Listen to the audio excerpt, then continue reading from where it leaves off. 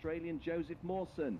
Kart number 49 alongside, and we're racing, and that's a very slow start by Matthew Graham, who's really missed the jump, and Joseph Mawson takes the lead, and one of our drivers there I think is kart number 22. If that's 22, it's Hubert Petit of France. No, it's 23, which is Henry Easthope, which is the championship leader. Well, the guy with the St George's flag on his helmet comes here as the championship leader, but with only a modest lead, and that was not what he wanted on turn one of the opening lap. Matthew Graham also getting slowly away from pole position, and so a very disappointing start for the Brits. Good start nevertheless for Joseph Mawson. Kart number 49 in yesterday's heat came along with 1, 2, 3 victories, I think it was. Certainly a couple of very easy victories. Just behind him, Antoine Hubert looking in reasonable shape. Sam Webster, I think I can see there, as well as the drivers come onto the home straight for the first lap completed. So Joseph Mawson, Sam Webster and Charles Leclerc are the drivers. There you see kart number 81, Charles Leclerc, who went through in shot. There you see number 1, Matthew Graham. He's well down. Matthew Graham's in 7th place. And a little bit surprising to see why Matthew Graham, who was so hot yesterday in the heats, really strong, struggling a little bit in this one. Well, you can see the night sky on our television screen here at Bahrain. I have to say that it's been quite a challenge to the drivers, quite a challenge to the officials. We're making history, but we're learning the dangers, if you like, of going into the deep water before you're a little bit more prepared. More about that later, perhaps. Well, Joseph Mawson, who comes from Australia and is one of 3 Australians in the team, about to come into sight on our shot on screen, does so now in the lead. Good effort that by Sam Webster though, by Charles Leclerc though, going through in 2nd place. It was at the expense of Sam Webster that Charles Leclerc went 2nd, Ben Barnicoat 3rd, Ricky Collard 4th and Sam Webster 5th. So if you're a British kart racing fan, well, it's a disappointment that Sam Webster dropped from 2nd to 5th, but Ben Barnicoat up to 3rd, Ricky Collard up to 4th, but Joseph Mawson has got 0.47 of a second advantage in these early stages. Just having a look away to my right, they go up the hill really into sort of darkness. It's reasonably lit, but it's not easy to identify who the drivers are. The colours are really negated, but that's certainly the shape of Joseph Mawson without a shadow of a doubt, and Charles Leclerc and Ben Barnicoat both getting extremely closer to him. 49 dips his head, Joseph Mawson. Charles Leclerc in 2nd place. Joseph Mawson, who makes periodical trips to Europe, and he's a good un, no question about it, this Aussie.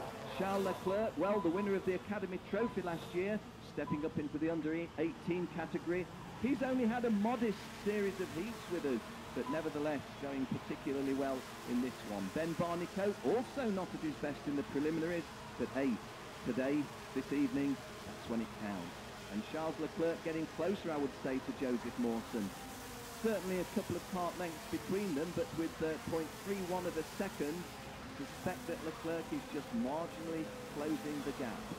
Coming down the hill that leads to the sharp left-hander, which is followed by a right-hander, and then the right-hander coming into screen, the shot onto the home straight. Joseph Mawson is kart number 49, 81 in 2nd place is Charles Leclerc, 79 Ben Barnicoat. Now, I don't want to start crowing, it's the sort of thing that's danger to any commentator, but Charles Leclerc is 0.20 of a second behind Joseph Mawson, and my suggestion that Charles Leclerc was getting a little bit closer is borne out not just by my eyes, which can be not always relied on, but there is the move, and Charles Leclerc at a point where, and Joseph Mawson goes very wide and loses another place. Does he know? He just, I think, about holds on. They're out of my sight on the circuit, they're out of my sight on the television screen, but I believe that Charles Leclerc has taken the lead, and that Ben Barnicoat has gone through with him into 2nd place,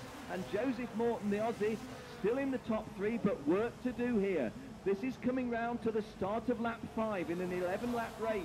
Kart number 81, Charles Leclerc leads, Ben Barnicoat in 2nd place, Joseph Mawson 3rd, Ricky Collard 4th, Sam Webster still fifth after that drop from second. Antoine Hubert, who had that problem early on, has repaired the damage to some degree in sixth place. Matthew Graham still running seventh. Federico Savona, the Italian, eighth. Dave Blom from the Netherlands up to ninth. And Herman Villanueva Suarez of Spain completing the top 10. We've lost Joel Affolter, the Dutchman, and we've lost Jacob Parsons, one of the other Australian drivers in the team of three. But the Australian driver in third place in this one, Joseph Mawson, fighting back to some degree. Well, maybe that's an exaggeration. Maybe we should just be talking about Charles Leclerc and Ben Barnicoat. Teammates presently, but bitter rivals. No, I mustn't say bitter, it was a friendly rivalry. But Ben Barnicoat was second in the Academy Trophy last year. Charles Leclerc won it. It was won at Sarno in Italy when, well, Ben Barnicoat had some horrendous misfortune, having been punted off the track in second place in the final. And have to say, that really was one of the more uglier moments. It was no malice involved, but a driver not part of the championship, just getting himself a little bit headstrong at the front. Charles Leclerc had his own problems. His engine failed on the formation lap, so both of them had their difficulties. They came 1 and 2 in the Academy Trophy last year. Right now they're running 1 and 2 in the pre-final number 1 in the under-18 category. And Ben Barnicoat asking serious questions of Charles Leclerc now. Ben Barnicoat just clinging onto the tails of the Monaco driver. Ben Barnicoat from Bolsover in England. Charles Leclerc in, well, Monte Carlo in Monaco. There's not an awful lot left of Monaco after you take out Monte Carlo, is there? Very, very nice lad, Charles Leclerc. He's not a guy who you might think is the son of an extremely wealthy parent who's spoiling him with his motor racing. I know nothing of the family background, but I do know that Charles is a very level-headed and very modest young man, and also a heck of a good driver. But behind him, Ben Barnicoat, coming from the more solid British stock, if you will. His father, Paul, very much involved in building the extension at PFI Raceway in Lincolnshire, and really down-to-earth people as well. And both of these guys going particularly well. However, Ricky Collard, having gone past Joseph Mawson, is getting a little bit closer to the front two. This is the start of lap 9. 8 laps of 11 have gone. Charles Leclerc's lead over Ben Barnicoat is 0.13 of a second, but there's, well, I would have thought that Ben is closing on him again in this technical section. It's an undulating circuit here at Bahrain, and we go up the hill, coming down. The lights doing their job admirably for us. Wouldn't be able to read the numbers or see the colours, but we know that it's Charles Leclerc in the lead. We know it's Ben Barnicoat climbing all over him, to use a slightly silly broadcasting commentator's phrase, but you know what I mean. He's pretty close. Just out of our sight briefly now. Fortunately, where they go out of sight is not a regular passing move, and I'm fairly sure that's Charles Leclerc remaining in first place. Ben Barnicoat following him. Ricky Collard in third place. Coming back into view on our television screens in a moment, Charles Leclerc, kart number 81, looks over his right shoulder. You didn't really need to, Charles, because Ben's there, and you know he's there. You can hear him. But behind Ben, well, it's about half a second behind him to third place Ricky Collard. Joseph Mawson, the Australian, who led early on fourth. Matthew Graham, that slow start from pole position, so uncharacteristic really, although his father was saying that much as Matthew Graham shone yesterday, they didn't feel that it was the fastest of motors that they had, although they recognised that the team had done a stunningly good job for Matthew, as evidenced by his results yesterday. Federico Savona of Italy is running 6th. Antoine Hubert very much in championship contention, is 7th. Villanueva Suarez 8th, Sam Webster 9th, and Martin Mortensen of Denmark completing the top 10. Just looking for Henry Easthope's name, he's not in the top 20. So the championship leader, who had that big issue at the start of this one, really going to be struggling. I'm torn between trying to see where Henry is, but torn between not wanting to take my eyes off the Leclerc-Barnicoat battle, which now is a Leclerc-Barnicoat-Collard battle. And as I do regain my orientation on the track, I'm not so sure that Ricky Collard hasn't got amongst those front-running two. Yes, he has. There is the move. And I believe Can't tell you with certainty that Ricky Collard has moved into second place. And just going back to Henry Easthope, I think is in 22nd place at the moment, outside of the top 20. So with half a lap remaining, that lead changed at the end, and I think that Charles Leclerc and Ben Barnicoat have been compromised by Ricky Collard's late move, but I don't think he's going to get the victory. Ricky, here is the checkered flag, and the victory goes to Charles Leclerc. Ben Barnicoat second. Ricky Collard wasn't able to consummate that final pass out of my view and came home third. Joseph Mawson in fourth place, Matthew Graham fifth, Federico Savona sixth, Antoine Hubert 7, Sam Webster 8, Martin Mortensen 9, and Herman Villanueva Suarez of Spain completed the top 10. Well, for British fans and for championship followers, Henry Easthope just outside the top 20 in 21st place. That was not a reflection of the championship leader's capability. It was rather the inevitable situation following that heavy contact at turn 1 on the opening lap. Well, you come to the championship finale as the championship leader. You're hoping for the best, you feel confident in your ability, but contact on that first turn was Henry's undoing. However, let's not take it away from Charles Leclerc, who's posted an excellent victory for Monaco, Ben Barnicoat from Great Britain, the salt of the earth guys from Bolsover, Derbyshire, and Ricky Collard, himself very much a down-to-earth racer, in third place. Joseph Mawson will just examine the situation there and inquire how he got from a lead down into third place and then fourth place. He may well feel he ought to have done a little bit better than that. But hey, that's racing, and that's the end of pre-final 1.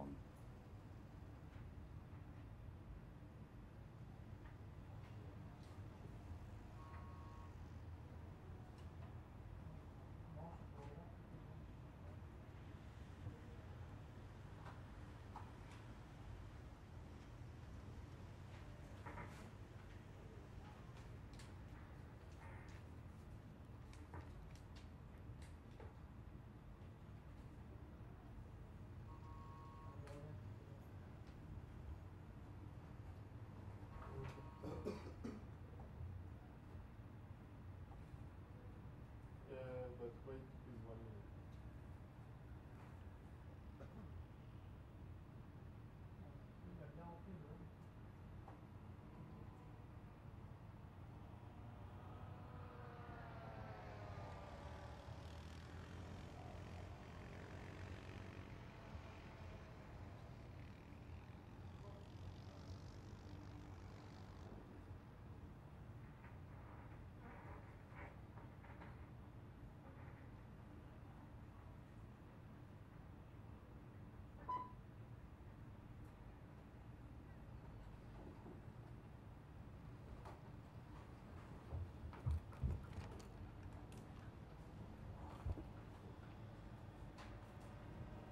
Commiserations to Jacob Parsons of Australia coming back on the recovery wagon, and one of the other drivers also coming back on the recovery wagon as well.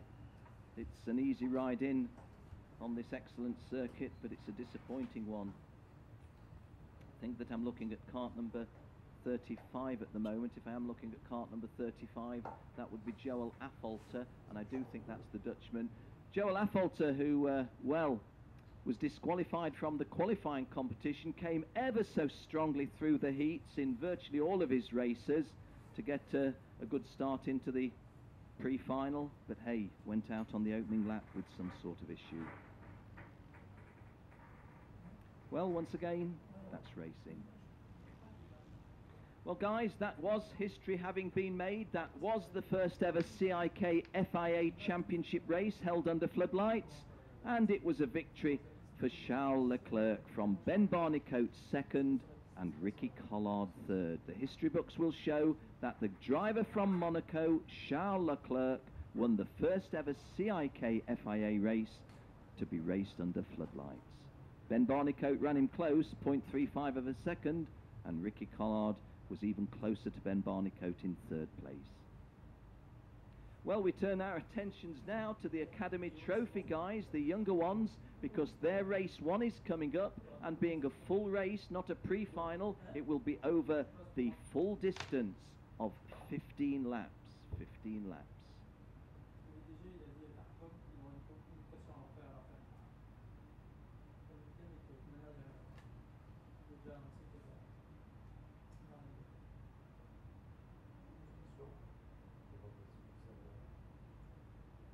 George Russell will start on pole position, and the Englishman will be joined on the front row by the championship leader, Jonas Lapalainen.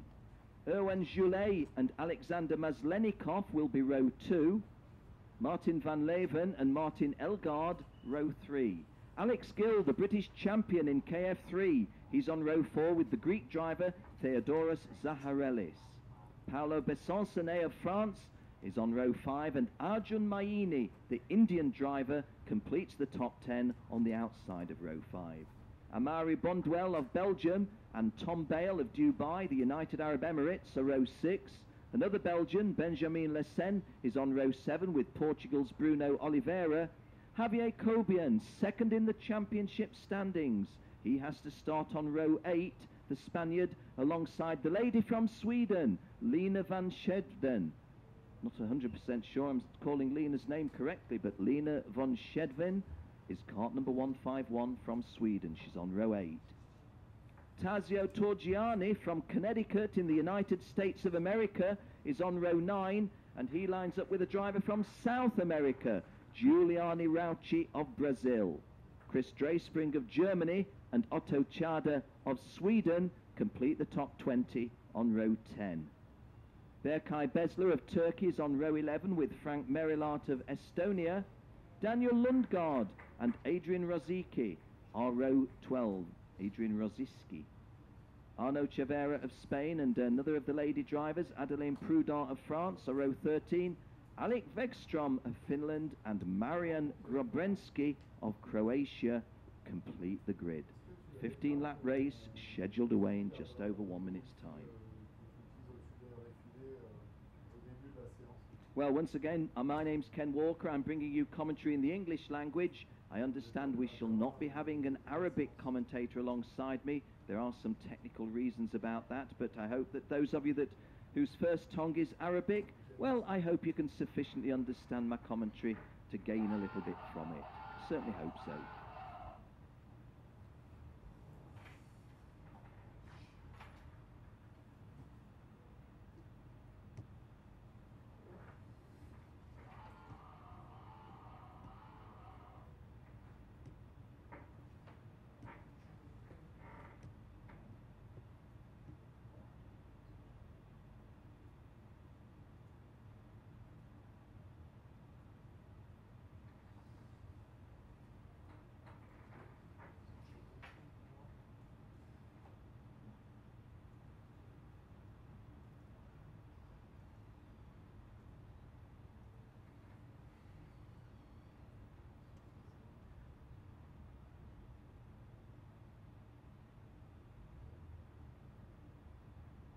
Okay, there's the green light, there's the green flag, the track is going live. We've got our formation lap ahead of race 1 in the CIK FIA 2012 Academy Trophy. George Russell on pole position, joined on the front row by Jonas Lapalainen of Finland.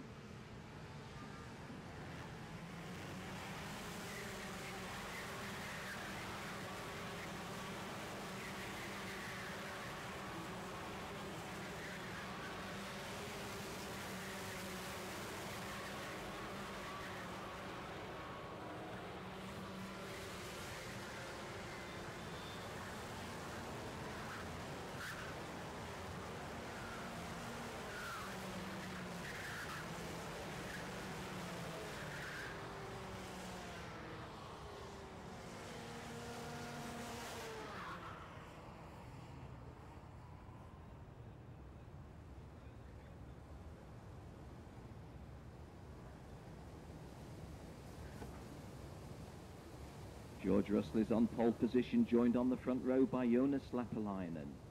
Erwan Joulet and Alexander Maslenikov, the impressive Russian, twice a winner yesterday, row 2. Martin van Leeuwen, Netherlands. Martin Ellegaard, Norway, row 3. Alex Gill, the British champion.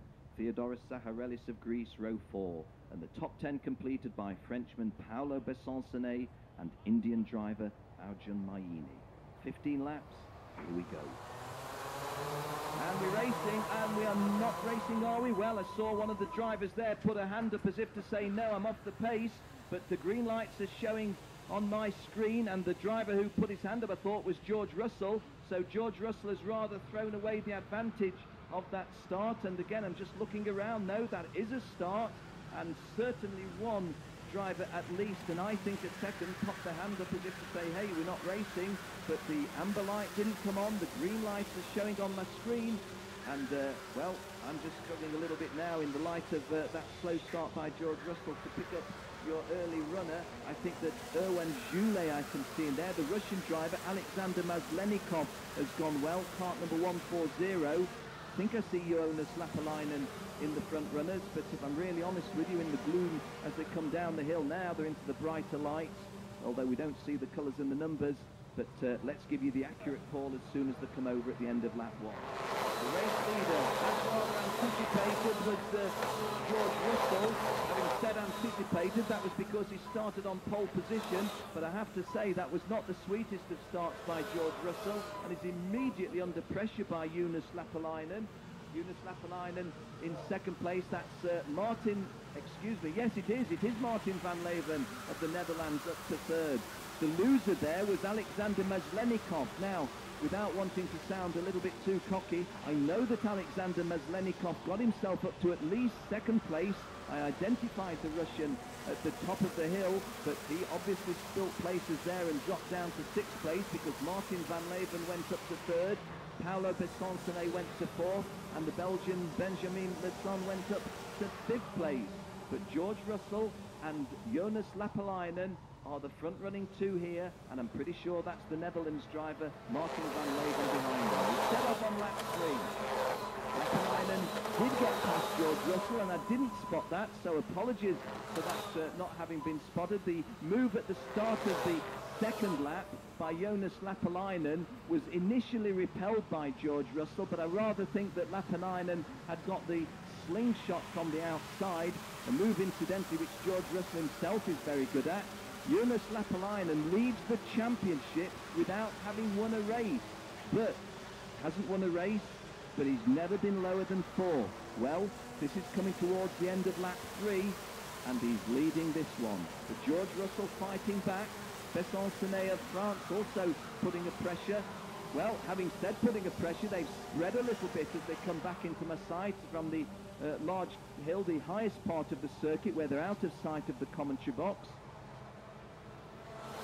So Jonas Lapalainen in kart number 128, definitely extending his lead over George Russell. Oh, and there goes a move by Maslenikov, the Russian going into third place. So Alexander Maslenikov going past Martin van Leeuwen at the start of lap 4 at turn 1, and the Russian, who definitely was running second at one time, is now up to third. Besoncenet didn't do an awful lot wrong, but finds himself in fifth. And hey, the driver from here in the Gulf region, Tom Bale, from the United Arab Emirates, from Dubai, he's up to fifth place. He was so good in non-qualifying practice, but it just went wrong in qualifying practice, and he also had a non-finish in the heat. But he's making his presence felt in race 1. He's up to sixth place. That's at the expense of the Spanish driver, Javier Cobian, who is second in the championship standings, but looking for a little bit better than this. Martin Ellegaard of Norway still going strong as we start lap 5. Well, Tom Bale actually went to further place up past Besoncenet, another move which I hadn't seen. Confirmation that Alexander Maslenikov's move over Martin van Leeuwen is shown on the screen, but that was one with certainty that I was able to call. Oh, we've lost one of our drivers on lap 4, well, the end of lap 4, just touring in. Can't see who that is. The anxiety now for the rest of the drivers is definitely Alexander Maslenikov. He was dominant in yesterday's heat. He's just set the fastest lap, 56.123. Well, this is a long race. There's plenty of mileage in it, but he's very handily placed at present. coming up to the 1/3 race distance, because we're coming towards the end of the 5th lap of a 15-lap race. Handy lead now for the championship leader. Jonas Rapalainen increases his lead from 0.44 of a second up to 0.68 of a second. Maslenikov had got past George Russell, again on part of the circuit where I didn't identify. For those of you that may be tuned in to CIK TV, there are blank spots on the circuit. That's not to say this isn't an extremely good visual point from the commentary box. In fact, it's one of the best I've ever worked in.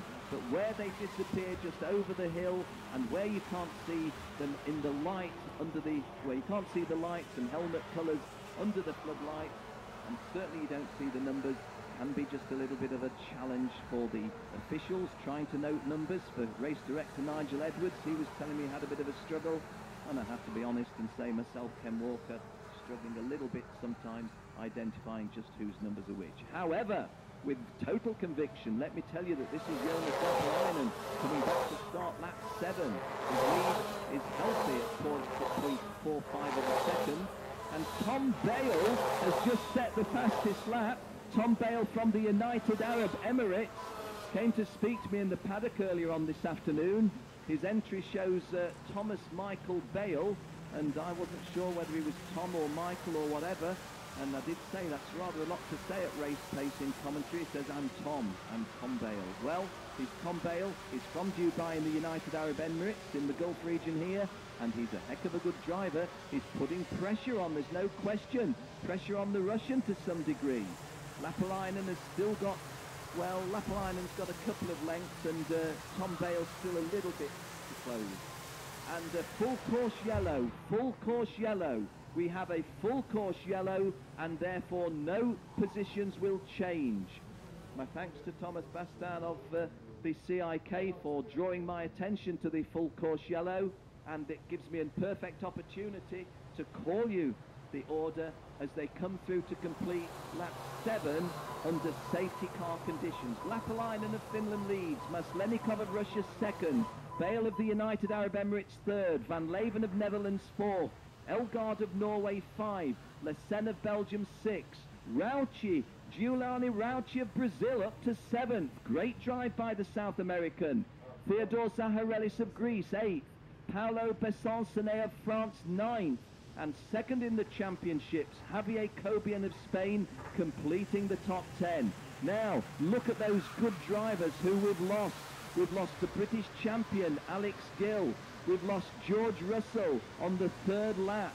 We also lost, I think, Arjun Maini, the Indian driver. So this has been something of attrition as we head to the half race distance. 7.5 laps gone, 7.5 laps to go, but at the half race distance we are still under full course yellow conditions. We're under the Formula 1 equivalent of the safety car, and have to say this beautiful circuit here at Bahrain, very safe indeed in terms of the big wide runoffs. There's plenty of space and looking good. Well, if you can see the pictures of the drivers, you can see how all of the speed has been scrubbed off as is required. Lapalainen's lead was about 0.3 of a second in race pace. It's now about 0.3 of a second, but that's at a crawl. But of course he will be closed up upon by the Russian Alex Maslenikov and the Emirati driver Tom Bale. Just mention a word about the 4th place driver Martin van Leven. I rather pride myself that I'm fairly familiar with the Dutch karting scene, know many of their top drivers, especially at this sort of level, but I've never seen Martin van Leven drive previously. I am impressed. He was good in the non-qualifying practice, and he translates that into race pace too. We've also lost Chavera of Spain. The incident that's brought out the safety car has certainly been, well, an ugly one in terms of the drivers concerned. George Russell starting on pole position, going out before the half race distance is not something that you dream about the night before you go racing. Alex Gill, the British champion, going out virtually at the start. Arjun Maini, Amaro Chavera of Spain, having gone out on lap 5. Well, what can I tell you? For those of you tuned into CIK TV, where you're seeing, what you're seeing on screen is very, very close to the Bahrain Formula 1 circuit. Went into the circuit earlier on this morning. They had something of a event, not on track, an event for the family entertainment. Looked very, very impressive. I enjoyed being there. Reminded me a little bit of Sepang in Malaysia, simply because of the ornate tops to the grandstands. Very, very warm here in Bahrain, as the Bahrainis are happy to tell me, Ken, it's winter. What do you mean it's warm? It's winter. Yes, but I come from the north of England, or the Midlands in England, and it's a little bit warmer than it was when I left home at London Heathrow on, what was it, Wednesday morning.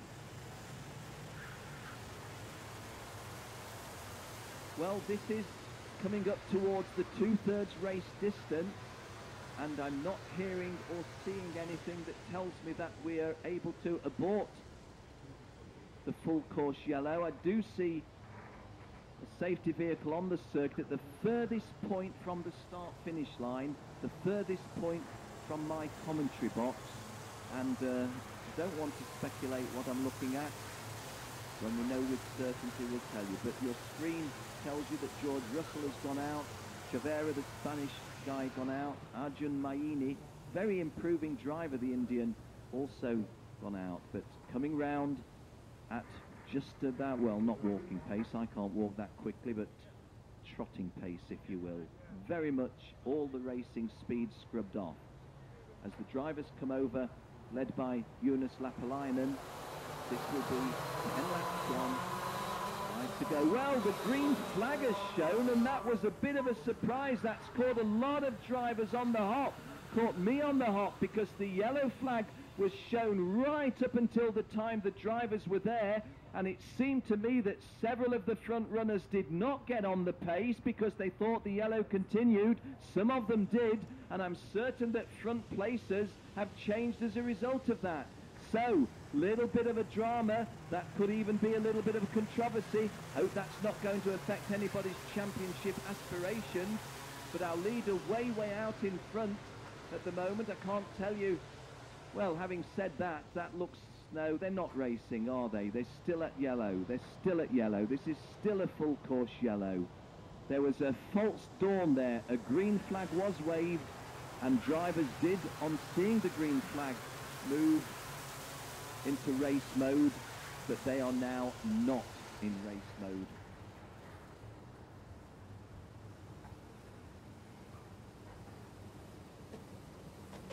Well, again, it's that walking pace that I mentioned, and drivers are wriggling themselves into the positions where they should have been, and indeed where they were. Well, if this race does come back to a race pace, it's going to be a sprint, because there is the wave green flag, and we are racing now. But Jonas Lapalainen had a long look over his shoulder to see if everybody else was ready to race. He leaps into a huge lead, but I don't suggest for one moment that he took advantage of anything there. He took a long look over his shoulder. Alex Maslenikov is just in front of Tom Bale in second and third, but that looks like a good scrap in the making. But the bad news for them is that Jonas Lapalainen, the championship leader and the race leader, has moved well clear, something like about 8 kart lengths, and this is lap 12 of 15, so there's not an awful lot of time to put things right. Jonas Lapalainen of Finland, Alexander Maslenikov of Russia, Tom Bale of the United Arab Emirates. I do believe that that's the order that I'm seeing them in. But once again, as they come down the hill, having gone up the spiral where they're out of sight of the commentary box and emerging in the dark, Lapalainen leads, and Tom Bale had gone past Alex Maslenikov. Now, when that happened, I believe was on the climb up to the first of the 2 hills on this undulating circuit. I just had the feeling that I saw a passing move. I didn't have the conviction to call it as a passing move, but having followed them round on most of the rest of the circuit, I think that was where the move was being made. Also, I told you that Jonas Lapalainen had an 8-length lead. I was telling you the truth, he did. But right now, he's under real pressure from Tom Bale. I don't know if Tom Bale has driven this track previously. He comes from the United Arab Emirates, so we're only talking less than an hour's flight away from Dubai. And there is the move, and Tom Bale takes the lead. The driver from the Emirates takes the lead. Well, I'm completely neutral in my race commentaries. I truly am. I always have been. But what a wonderful thing here at Bahrain to see a driver from the Gulf region, the Arabian Gulf region, leading a CIK race. And what's more, leading it with just 1 3/4 laps to go. Tom Bale from Dubai in the United Arab Emirates, catching the long-time race leader Yunus Lapainen at the third last turn. Those of you that didn't see it on the circuit, Tom was late braking coming down that hill that leads to the sharp left-hander at 90 degrees, and being later on the brakes was able to execute the pass cleanly, and what's more, Lapainen couldn't pull away to get in an immediate challenge. And so Bale is coming round now in a lead of something like about 4 kart lengths, and he's going to see the last lap board. So Tim Bale of the United Arab Emirates coming round, leads Alexander start again, Mr. Walker. Leads Alexander Maslenikov of Russia, very impressive yesterday, as I told you. Tom Bale very impressive in the early stages of this event. Martin Ellegaard of Norway has gone past his Scandinavian opponent, Jussa Lappalainen, who is having a torrid time, having restarted after the yellow flag and into an 8-length lead, is now in 4th place. We've also lost, I think, Frank Merilaert of Estonia. No, we've not lost him out of the race. He's still running, but lost places. Martin Ellegaard of Norway getting a good ground here, but this is only a quarter of a lap remaining. And, hey, don't want to put the commentator's curse in, because Tom Bale has not won it yet, but it's looking healthy. So, from the Arabian Gulf region, the United Arab Emirates, the Emirate of Dubai, Tom Bale wins it. In 2nd place from Eastern Europe in Russia, Alexander Maslenikov is 2nd. And from Northern Europe in 3rd place from Norway, Martin Ellegaard is 3rd. Jonas Lappalainen finished 4th. Martin van Leeuwen, the Dutchman, 5th. Benjamin Lassen of Belgium, 6th. Erwan Joulet of France, 7th. Giuliano Rauchi of Brazil, he finished in 8th place. And I have to say, really I'm impressed with the lad from Brazil. Giuliano Raucho of Brazil finishing 8th. The Greek driver Zaharelis was 9th. And the lady from Sweden, a girl in the top 10, Lena van Skedvin of Sweden, finishes in the top 10 in 10th place. Just outside the top 10, 2nd in the championship, Javier Cobian of Spain, and a 2nd lady, Adeline Prudent of France, she finished 13. But the 1, 2, 3, Tom Bale from the United Arab Emirates, Alexander Maslenikov of Russia was in 2nd place, Martin Ellegaard of Norway in 3rd place. We go to the podium.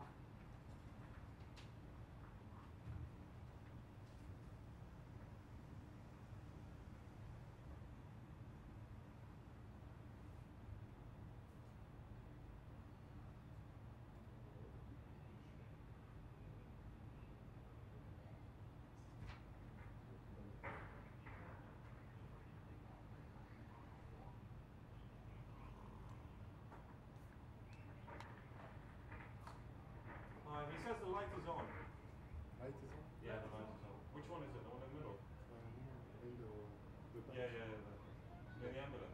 It says the light is on. Hold on, I think it's on. Because I lost the signal. I lost the signal. Let me call. I'll call him.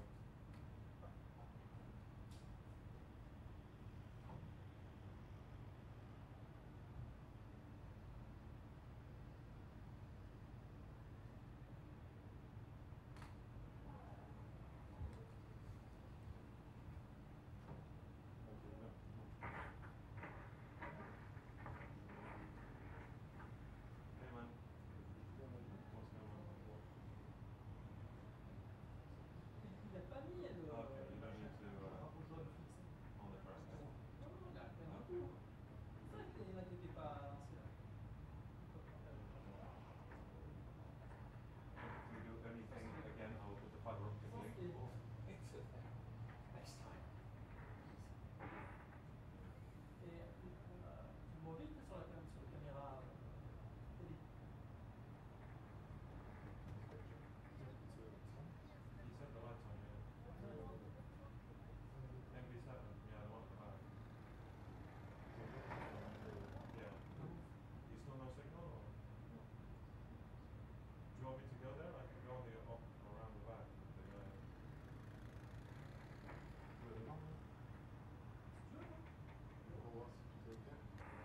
Tu give me a quad or. Let me, yeah, we can run that also. T'as ta radio, non?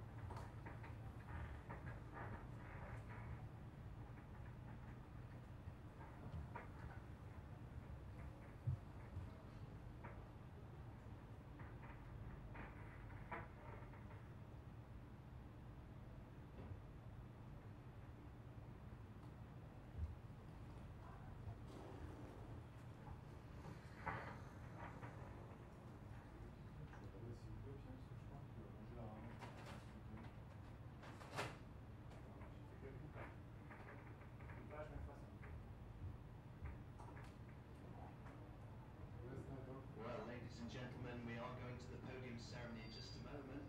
Try not to get the hell back.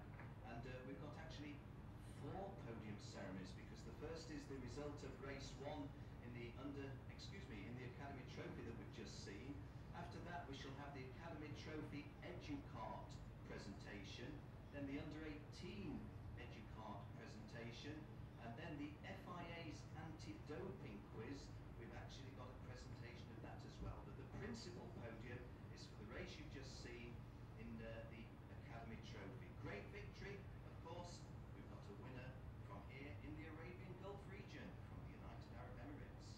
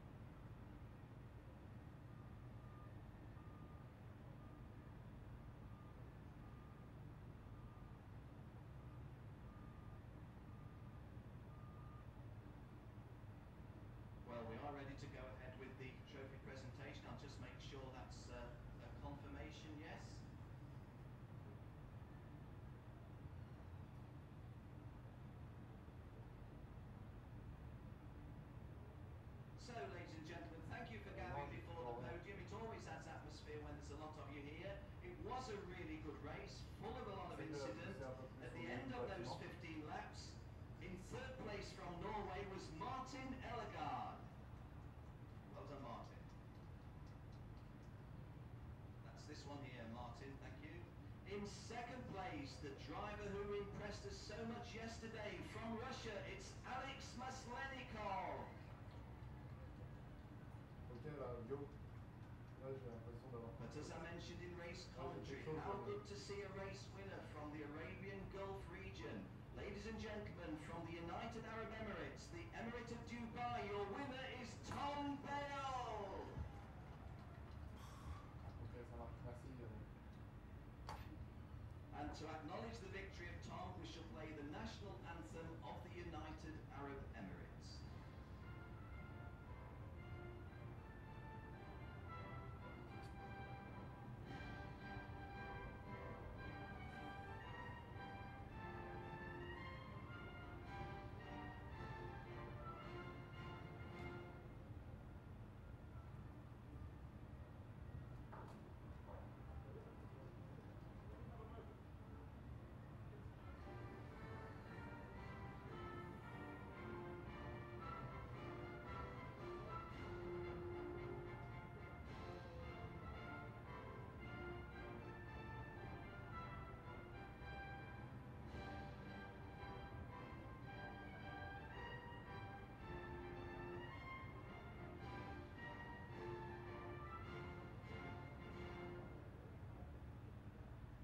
Yes, the national anthem of the United Arab Emirates, and to present the trophy to our race winner Tom Bale, we introduce you to the CIK FIA Vice. C'est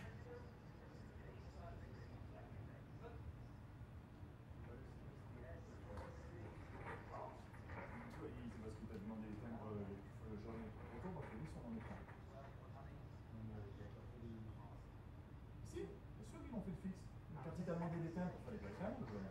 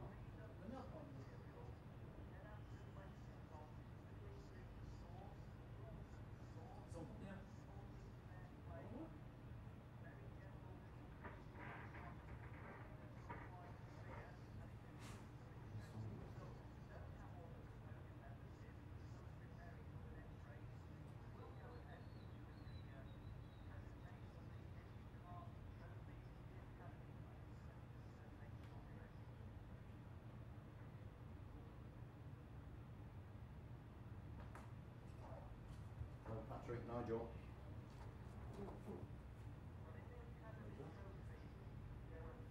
So Patrick, Nigel.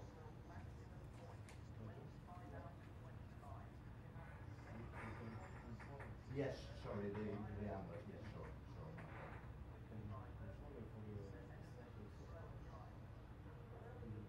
Hello, Patrick, Nigel.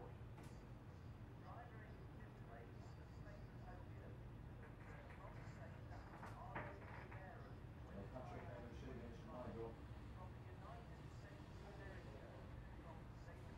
Patrick, in the Academy race, we've got 2 incidents of overtaking under a yellow flag. The first one is kart number 129. They look on camera 129 at Marshall's Post 11. And kart number 146 at the first turn, first corner. Marshall's Post 2, kart 146 overtaking under the yellow slow board.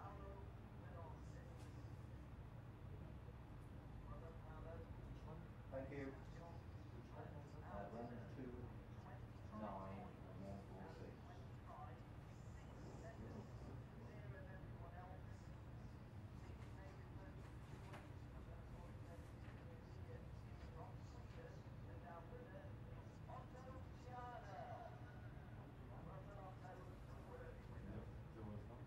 129 and 146. No 129. Yes. No 129. Can't do that then. 146. No, nothing to do. 2 separate incidents. Is 129 not in the race at all? 129 in the race. Okay. Thank you. And 146. 146 is the correct. And That's good. Thank you, guys. You didn't get anybody overtaking coming across the line? No. Good.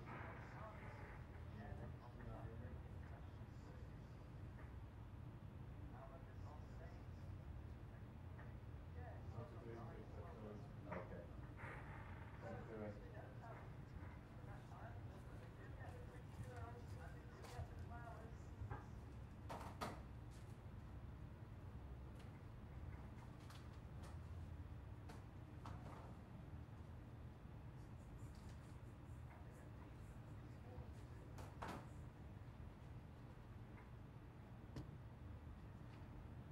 So we're on the reverse grid now for the under 18s, yeah?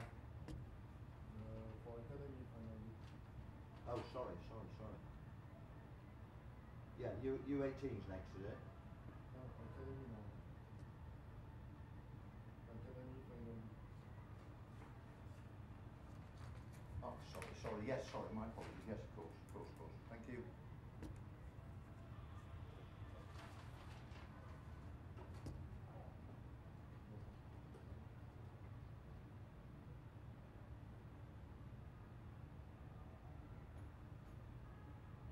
Patrick, t'as essayé d'appeler?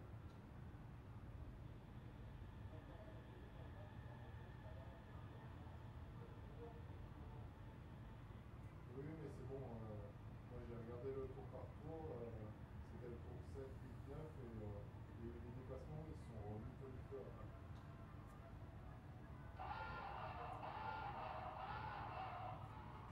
Non, les 2 vidéos que tu t'as demandé, c'est bon.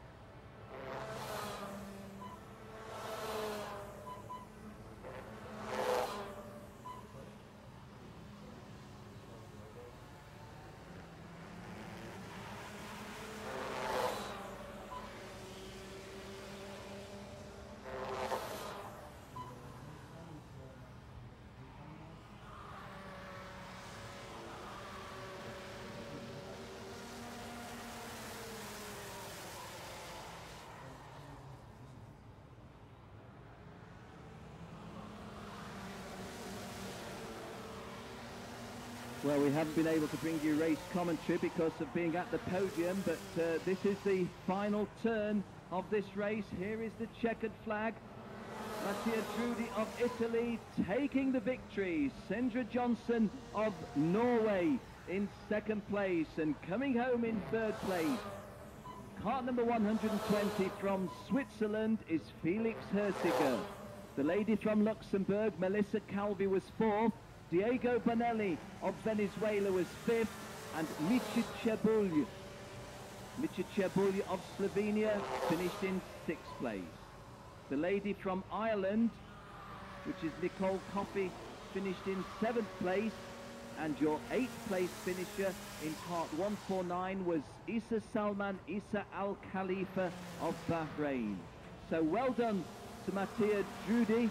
Mattia Trudi of Italy wins it. Sindre Johnson of Norway second, and in third place from Switzerland, Felix Hersiger.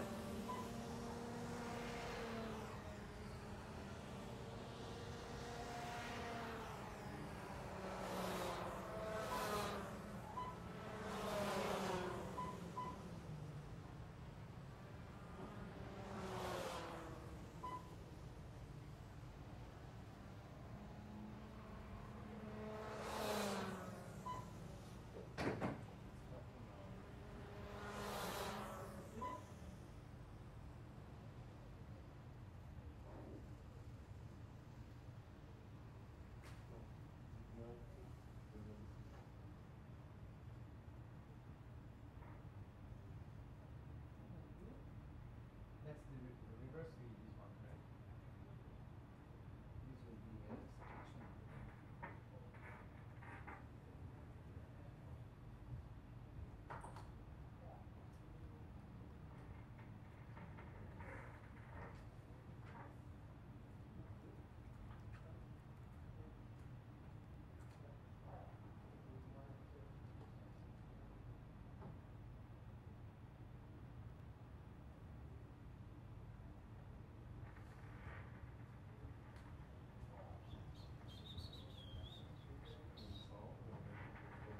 Hein?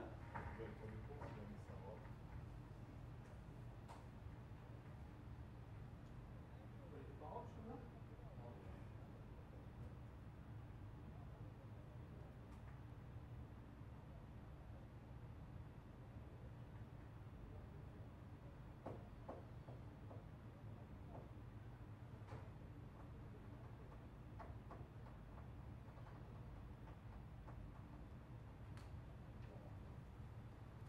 I was going out a bit too light. It's better to keep it. Is it connected? No. No. Okay. Switch off. It's still there.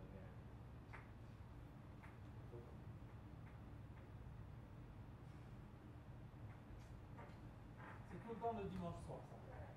Always on Sunday. Always on Sunday night, on Sunday afternoon.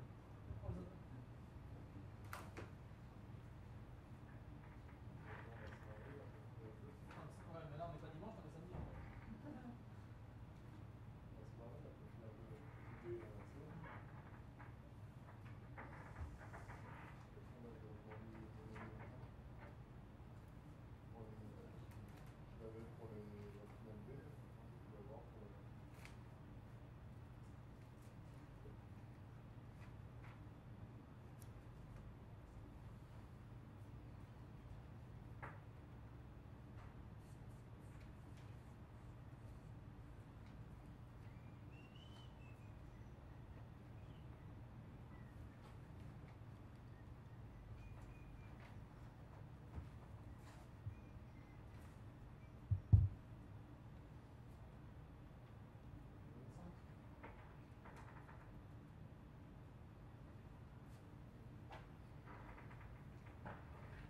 Tu pars à combien, 25?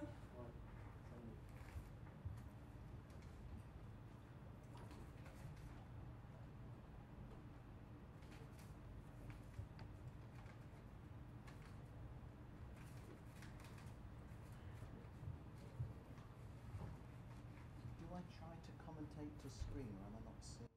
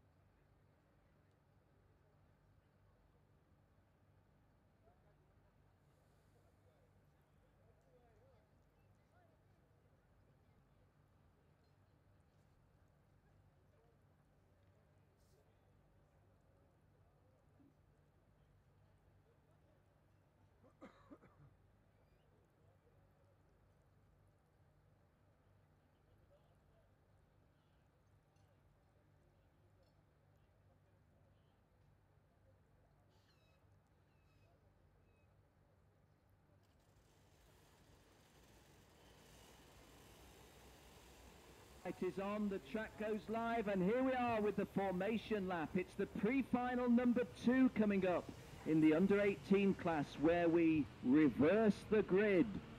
So from Venezuela, Sergio Lopez Bolotin is on pole position, and Severin Amveg of Switzerland joins him on the front row. Nick Asri of Malaysia and Vilamantula of Finland, row 2. Randy Bergles and Georgi Antonov, row 3. Alexander Chechenko and Frederick Schandorf, row 4. And Kasper Larsson of Denmark and Fergus Greensmith of Great Britain complete the top 10 on lap 5. This is an 11-lap race, pre-final 2 in the under-18 category here at Bahrain International Race Circuit. Those of you tuned in to CIK TV, you're taking the live circuit commentary from myself, Ken Walker. So I'm not seeing the pictures that you're seeing, but you will be hearing what I'm saying to those gathered here at Bahrain. Very, very pleasant evening on this excellent circuit.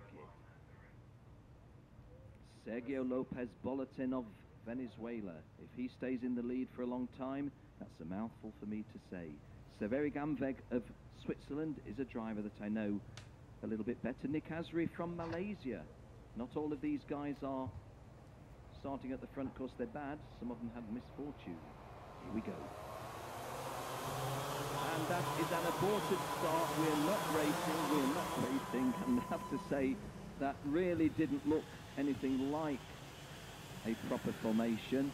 And if we're going to say anything to explain it, well, these are the drivers that would be at the back of the grid ordinarily.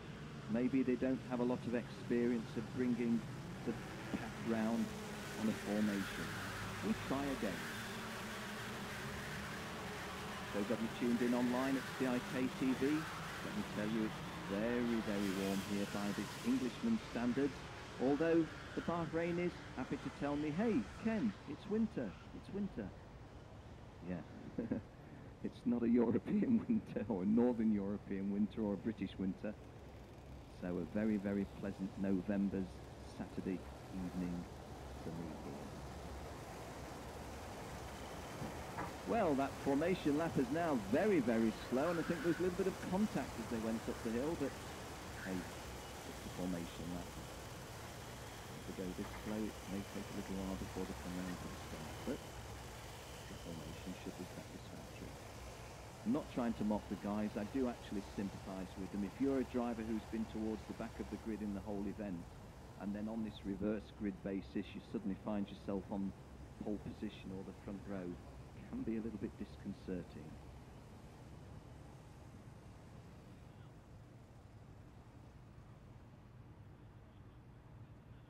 Matthew Graham, the world champion, starts stone last in kart number 1, 34th of 34. Alongside him, Joseph Mawson, the impressive Australian. There the back row. Antoine Hubert, second in the championship standings.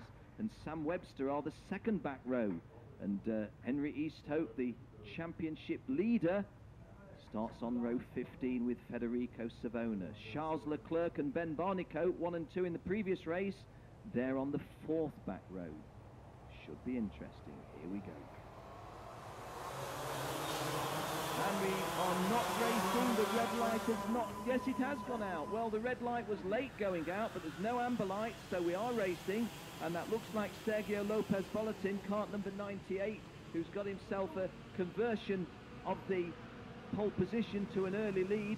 But I have to tell you guys, because I was looking at the lingering red lights and thinking we were perhaps not getting a start, I haven't seen the front 2 or 3 very clearly, and I wouldn't want to hazard a guess who is running there. That does look like Vilamantula, though, of Finland. Looks as if Vilamantula of Finland has made a good start. And kart number 91 is in trouble. 91 is Magnus Rudskjær of Denmark. And Magnus Rudskjær of Denmark, who was extremely good in non-qualifying practice, started on row 11, but he's out of the race at an early stage. Unlucky for the Dane. Coming round to complete the first lap of 11, the race leader is Sergio Lopez Bolotin of Venezuela, but a good strap behind. Severin Amveg, who started with him on the front row, is in second place, and Vilamantula of Finland running third, Georgi Antonov of Russia fourth, Nick Asri of Malaysia I thought I saw going well early on, but he's dropped a place, or maybe 2 places down to fifth. Randy Berglis of Switzerland running in 6th place.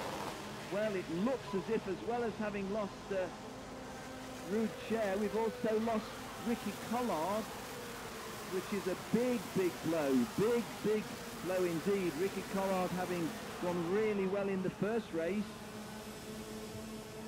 Well, Sergio Lopez Bolotan of Venezuela, he's not been so bad in the heat yesterday. Looks as if he was getting better, and I say this to you, he's not driving a bad race down. There's a change from third to second, because Georgi Antonov of Russia goes past Severin Ambeg of Switzerland, and there is a change of place. In the distance, I can see one of the drivers leaving the very wide tarmac for the even wider sandy desert.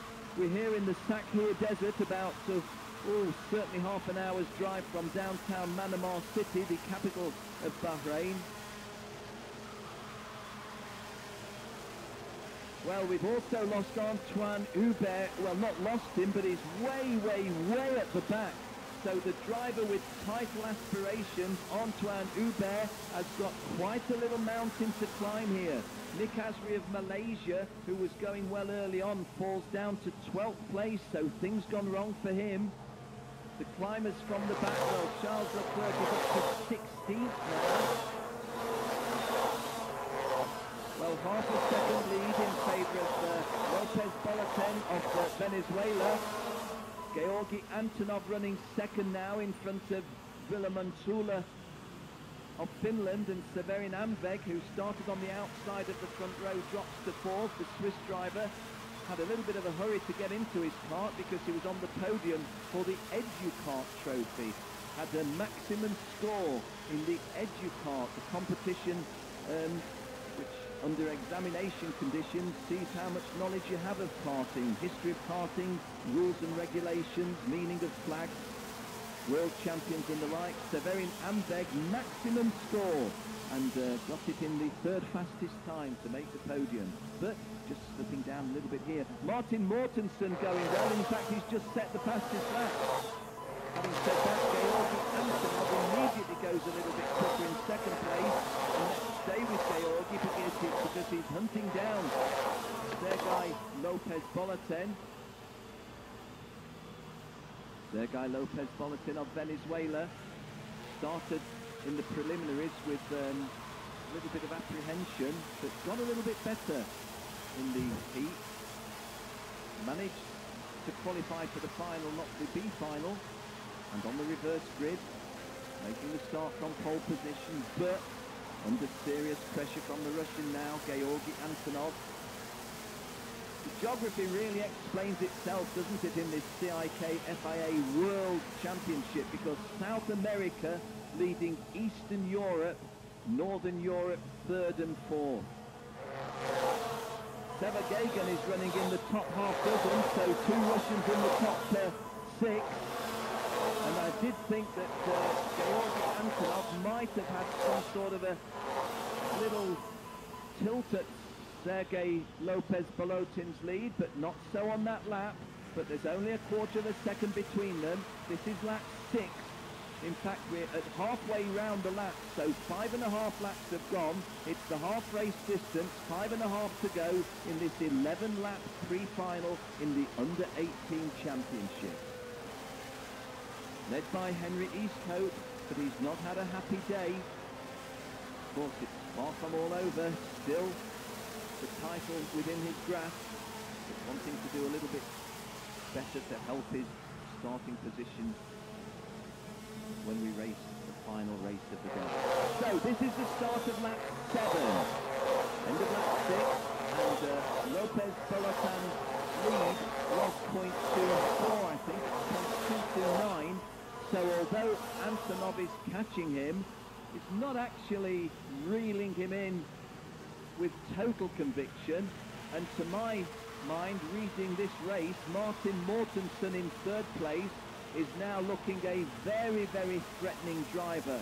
He's not as close to the second place driver, as the second place driver is to the first, the leader. Antonov and Lopez Bolatan's margin is a lot smaller. Well, as I speak, no question of it. Mortensen getting a little bit closer, and joining the fray is the other Scandinavian driver, Ville Mantula of Finland, and these four are clear of the rest as we come to the end of lap 7. Now, Antonov has taken the lead, and there goes Ville Mantula trying to get into second place, excuse me, to third place, not able to execute it. So Georgi Antonov, having passed Lopez Bolatan at a point where I was looking at Mortensen rather more, nevertheless that threat was always there, and quite a little shake-up, Venezuelan losing ground at turn 1 on the start of lap 8, and there's a move into second place. Now that is another loss of position for the pole sitter, Sergei Lopez Bolatan. Not so sure if that's potentially one of the other Russians, the other Russian, Seva Gagan. Can't tell you that with certainty, but there's certainly two Russians in the top half dozen, as I said moments ago. But this is looking good as we come round to complete lap 8 of 11.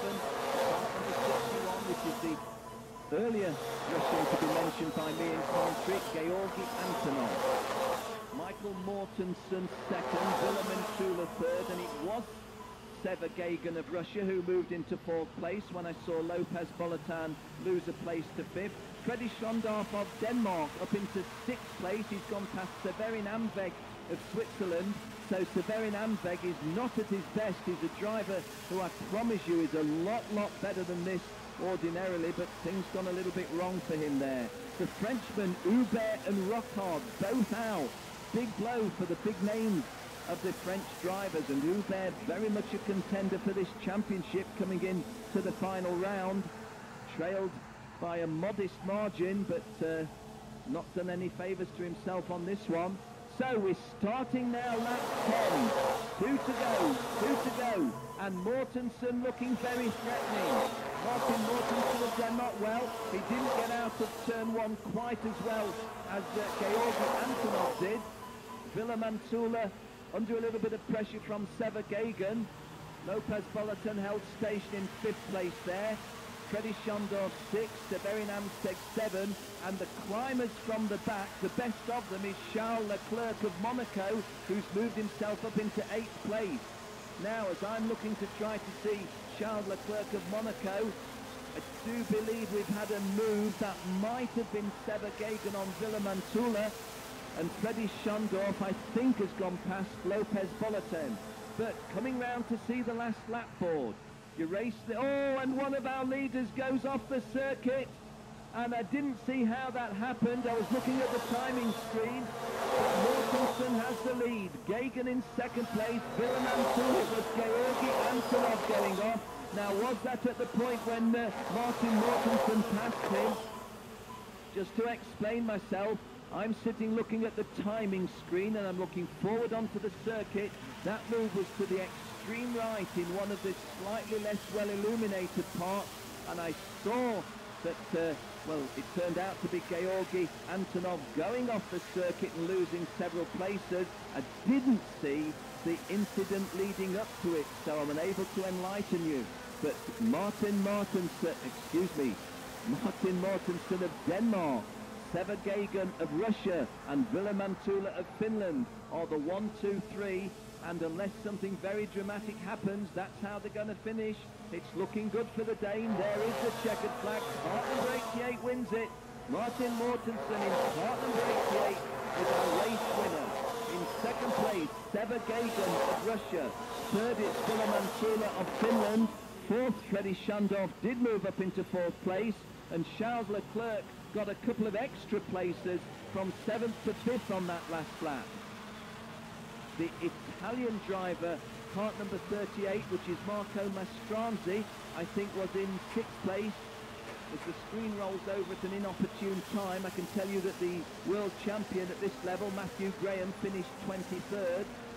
Mastranzi of Italy finished 6th. Lopez Bolotin of Venezuela finished 7th. Kasper Larsen of Denmark was 8th. Georgi Antonov, who led, finished 9th. And Herman Villanueva Suarez of Spain finished 10th. And I rather think but he finished 10th in pre-final one.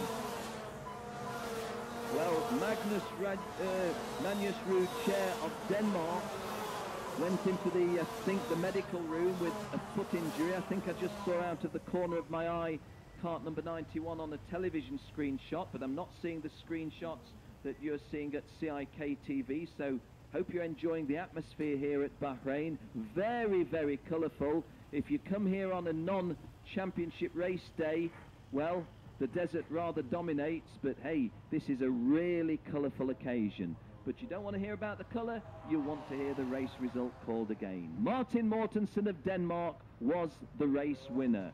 Incidentally, Ben Barnicoat of Great Britain set the fastest lap at 54.98. Not many drivers were below 55 seconds. I think Ben Barnicoat the only one. Behind Martin Mortensen, Sever Gagan of Russia was second, and Ville Mantula of Finland was third. Ladies and gentlemen, there is one more under-18 race of the season, and that will be the one that determines who is the 2012 World Champion. Don't go very far away. It all happens here at the Bahrain International Kart Race Circuit.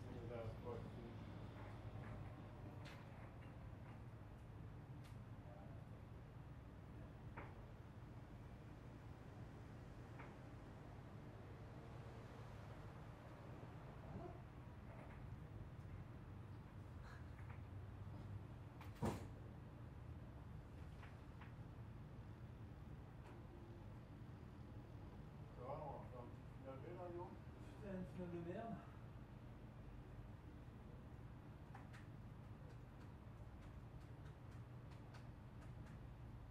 Too many liters of his one with the area.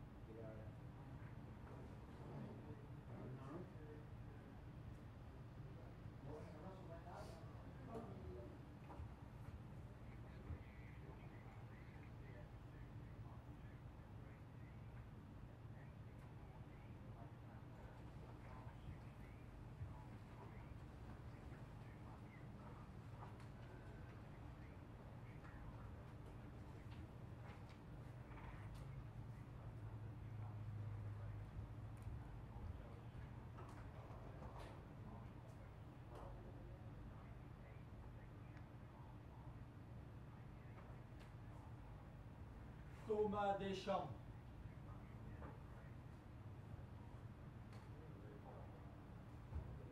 C'est ce qu'il me dit, Thomas Deschamps. Il me dit, commentateur, un petit peu, il y a pas autre chose. Il me dit, non, à 1 mètre de moi. Il me fait, ouais, parce qu'on vous entend, Pierre, vous me demandez quelque chose. C'est pas plus efficace. Thomas Deschamps.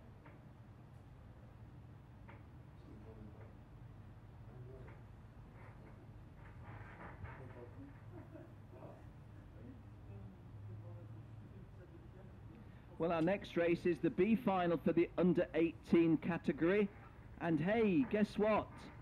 On pole position, we have a driver from Bahrain. It's Abdullah Al-Tawadi, driving for the Saudi Falcons on his Swiss Cutlass on pole position.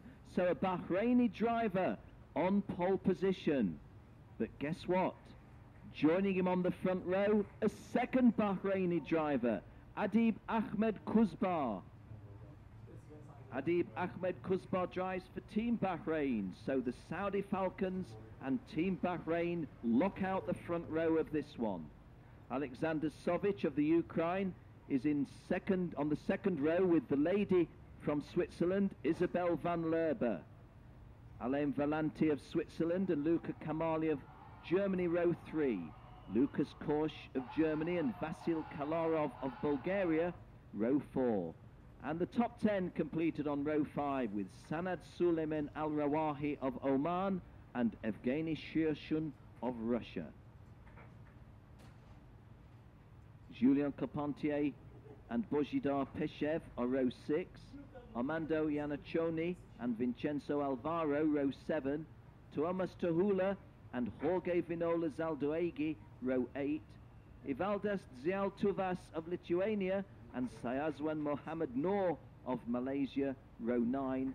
And the grid completed by another Bahrainian, Ali Mohammed Al Khalifa, and he shares row 10 with Paulius Pescavicius of Lithuania. It's a 15-lap B final for the under-18 drivers.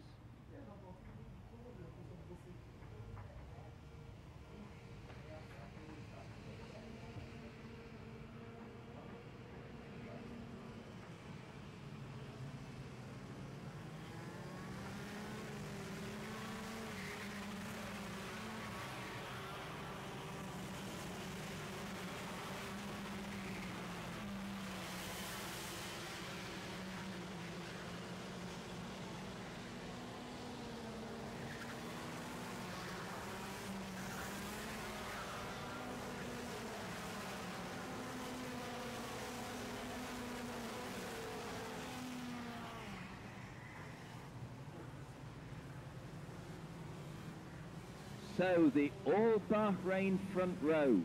Abdullah Al-Tawadi of Bahrain, driving for the Saudi Falcons, is on pole position. Adib Ahmed Kuzbar of Bahrain, driving for Team Bahrain, joins him on the front row. Alexander Sovic of Ukraine and the girl from Switzerland, Isabel van Lerber, are the second row. It's a 15-lap B final. Here we go. And we're not racing. The start is aborted. The start is aborted. We go round again.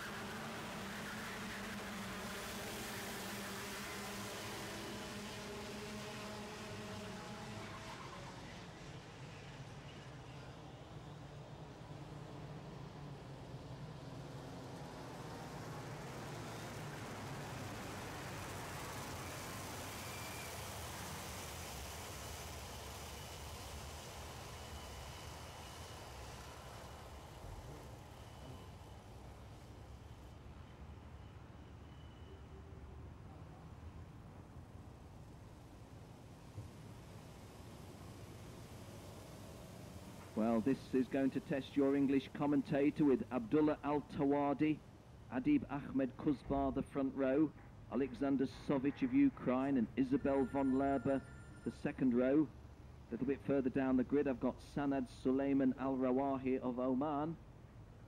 We've also got Ali Mohammed Al-Khalifa, but I'll give it a go. Here we go.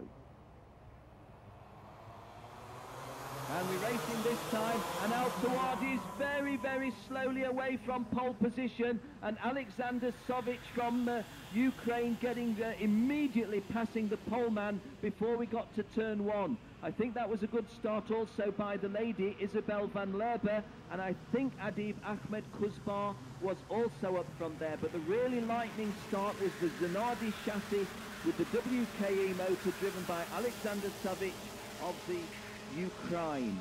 Coming down towards me now, and by the very nature of things it's a little bit like the reverse grid in the under-18s. This is the B final. These are not drivers who are exceptionally well known to me, and that's putting it mildly, but I can say that that was a very disappointing start for Abdullah Al-Tawadi, and let me tell you, he is a good driver.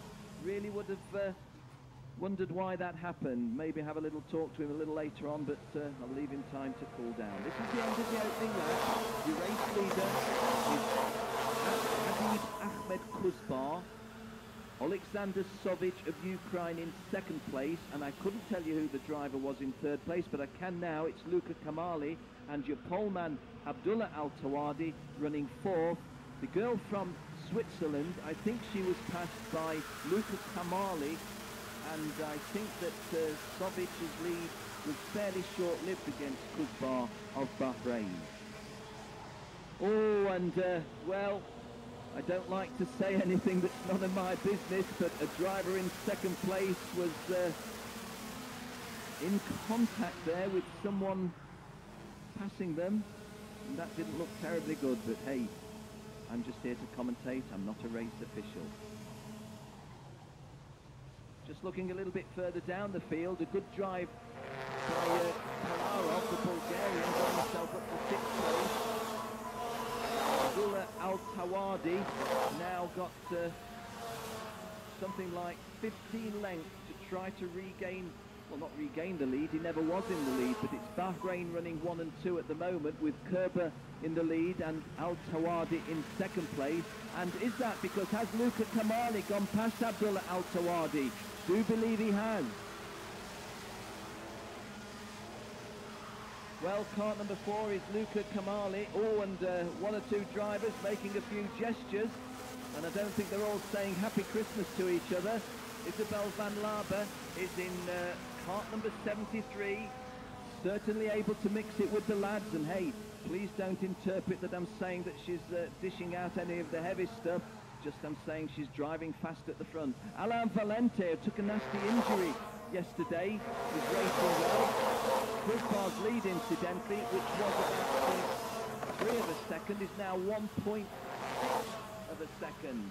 So I think that little bit of contact that I talked about was partly to explain that. Isabel van Labert, the lady from Switzerland, in second place. Luca Kamali still going well. I mentioned Alain Valente going forward. Abdullah Al Tawadi has had a very up and down race in the opening 3 laps. Slowly away from pole position, dropped down to 5th, but picked himself back up to 2nd, but at the end of lap 3 was back down in 5th place once again. Kolarov, the Bulgarian, running in 6th place, kart number 29. Now, Iannaccioni, the Italian, in kart 97, in his best position of the whole weekend, 7th. And Senad Al-Rawahi of Oman running 8th. Yaltovas of Lithuania 9th, and it's Peshev of Bulgaria, who, no, he goes up to 9th because Iannaccioni, who I mentioned, drops down into the 10th place. Paolo Pascovicius, from I think last on the grid, has climbed up to 12th place, so from 20th to 12th in 4 laps for the Lithuanian driver. Just having a look who we've lost. Yes, Syazwan Mohammed Noor of Malaysia. Well, we've only got 2 Malaysian drivers here, Nick Azri and Syazwan Mohammed Noor, and we've not now got Syed Mohammed Noor in the B final of the under-18. Well, Kuzbar's lead, 1.6 seconds, and it looks pretty much, well, a healthy second, even if it's not quite 1.6 seconds.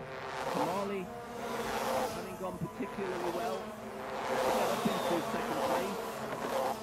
When I suggested that Kuzbar's lead was a full second, well, I'm a little bit wrong. It's 0.93 of a second.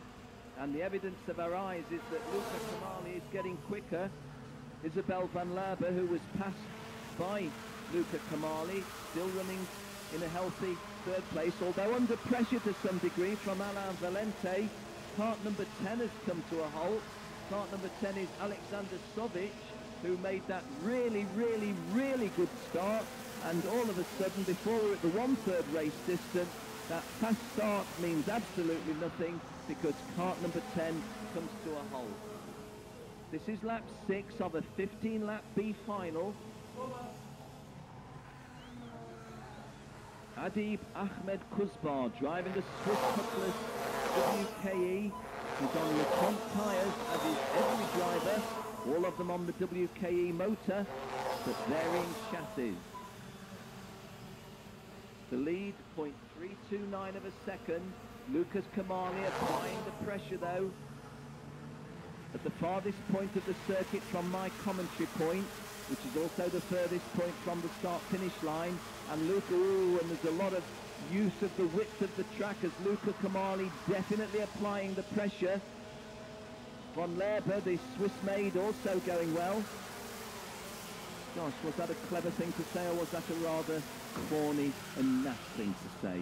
Let's keep calling her Isabella van Laber rather than the Swiss maid. And there is the move.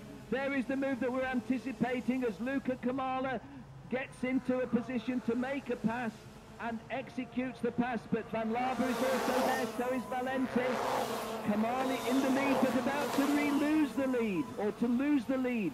And Kerbar, brilliant piece of fighting back, and Isabel van Lerber also making a good move. Valente still 4th. Abdullah Al Tawadi in 5th place. Sanad Al Rawahi of Oman is in 6th. So we've got 2 Bahraini drivers in the top 5. and 3 Gulf region drivers in the top 6. From Finland, Tuomas Tuhula is 7th. He's just gone past the Lithuanian driver, Ivaldas Diaz-Altuvas, and he's in 8th place. Iannaccioni of Italy is 9th, and it's the Bulgarian Vasil Kolarov completing the top 10. Paulius Paskevicius, who climbed up to the edge of the top 10 from last place, has actually dropped a place now because Alvaro, the Swiss driver, has gone past him. This is the start of lap 9. Well, Kuzbar's happy run was rather rudely interrupted by Isabel van Lerbert and Alain Valente, but Adib Kuzbar still holding 4th place, just looking up the hill, counting 1, 2, 3 for yet, still in 4th place, and going from 3rd to 2nd. Is that Valente going through, or Van Lerbert fighting back?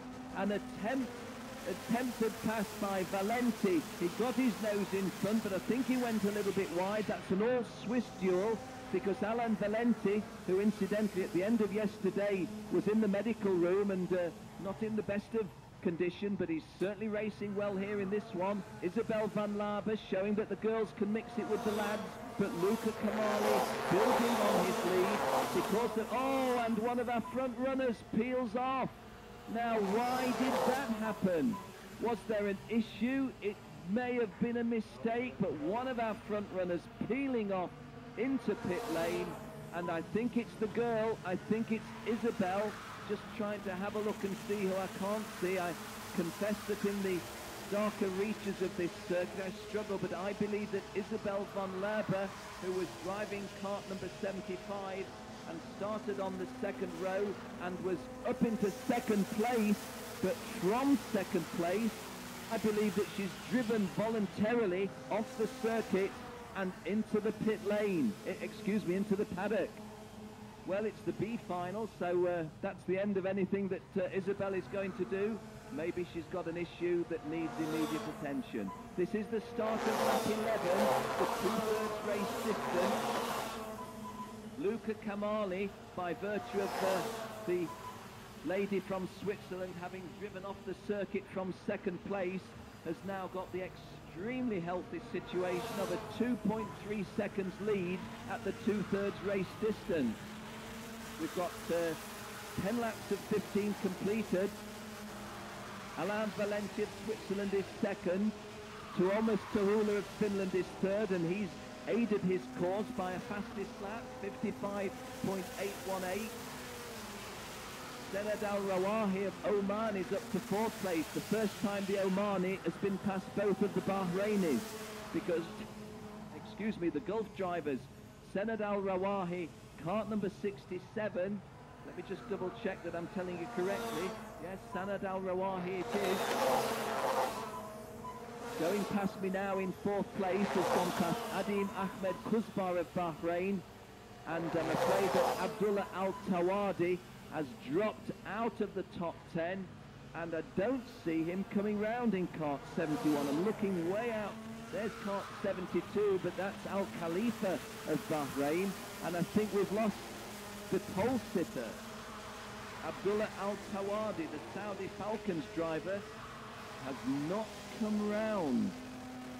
So, sadly, we've lost Abdullah Al-Tawadi, we lost Isabel van Lerber, we lost Alexander Sovic, and we lost Sayazwan Mohamed Noor. There's 2 or 3 other drivers that have left the circuit as well, because we've only got about a dozen of them running presently.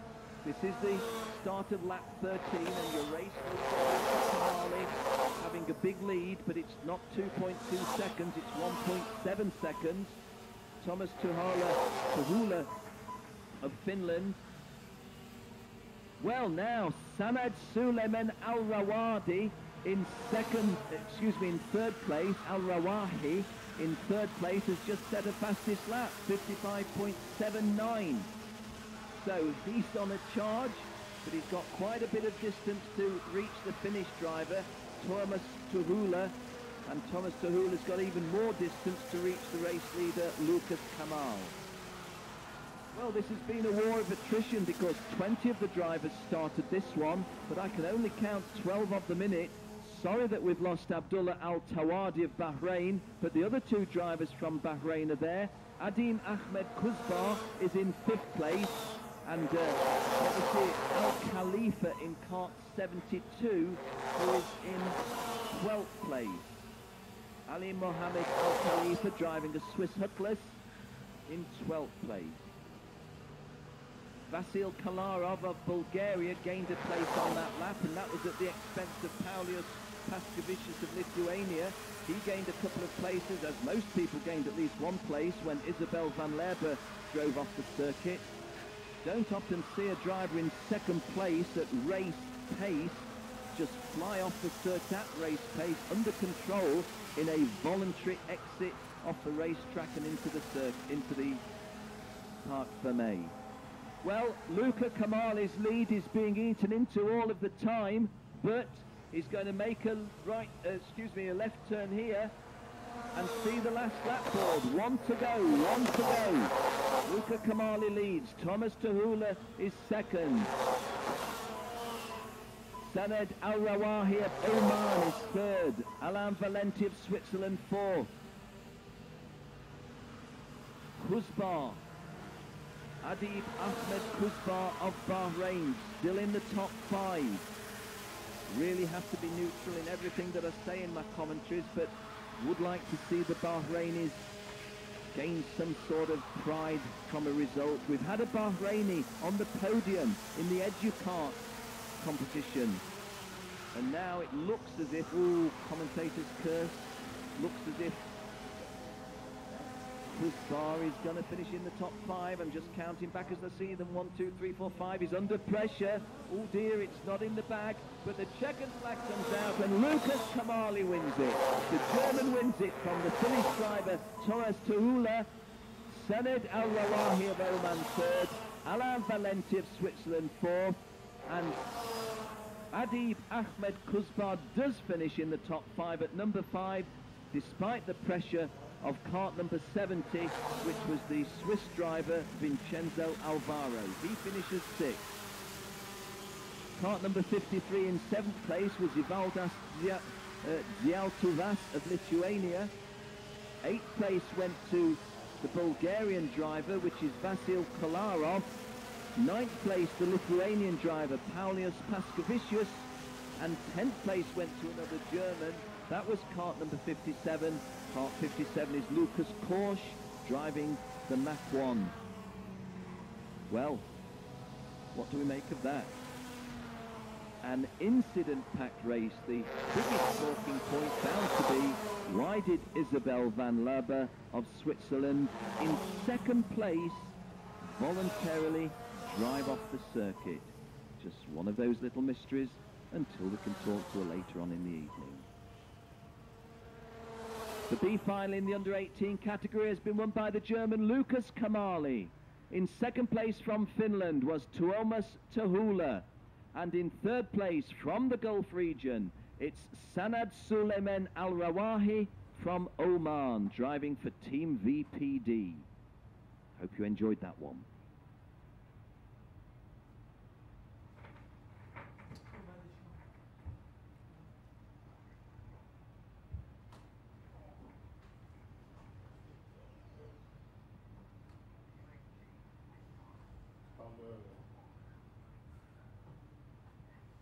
Les mini, c'est pour les homosexuels.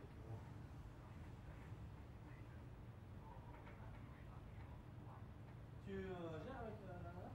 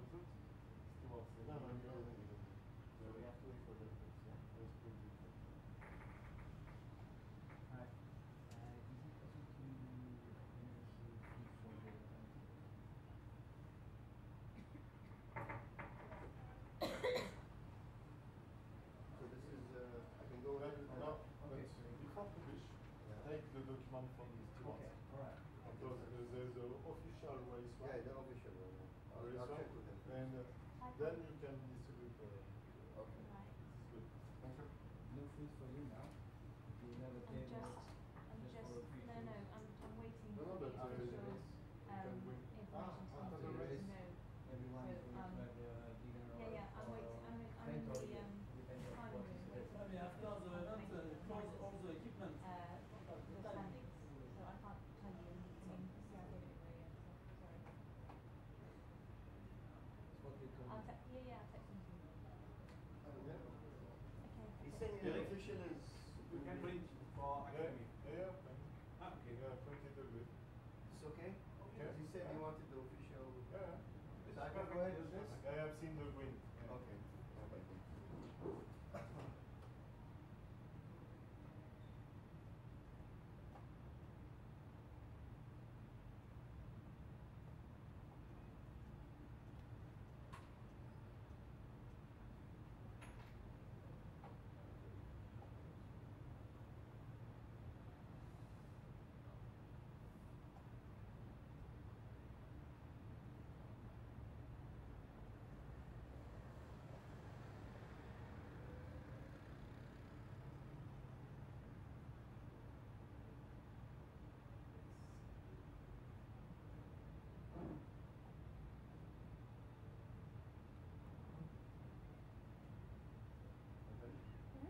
On the.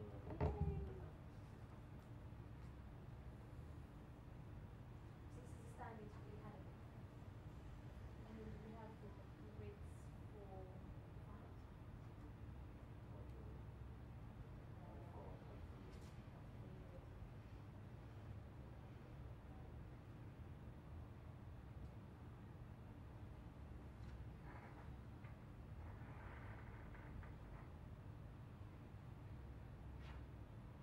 And the finals also, they just have points on their race two, don't they? And then it's calculated for points, right?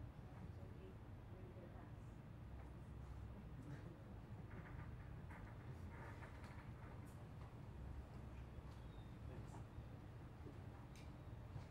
Are we on hold, Kerry? Are we on hold on the hundreds? On hold.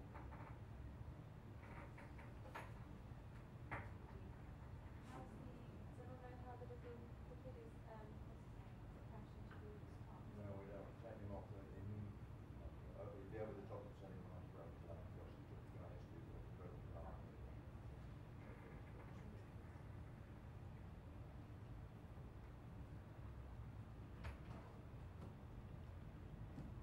Did you see it on the TV? Yeah, we did. We put some cameras on it for a little bit, but then as soon as, what was the little boy called? What was it? I said the little boy. It was, 115. Yeah, 115. As soon as he sort of fell to the ground, I was like, okay, put it. Yeah, let's yeah, not- somewhere else. Somewhere Okay. else. Let's not watch that. What did you just go wide and clip the barrier? Coming actually, we didn't quite get what George sort of just came off on his own. Yeah, yeah. It seemed like he just sort of. Yeah, mistake or whatever, caught it, nearly caught it, and then the guy quite just. sensibly actually, luckily then he did just jump out and run out of the way. But the guy hit the stationary The guy car hit then, the did he? stationary car, yeah, did look a bit painful.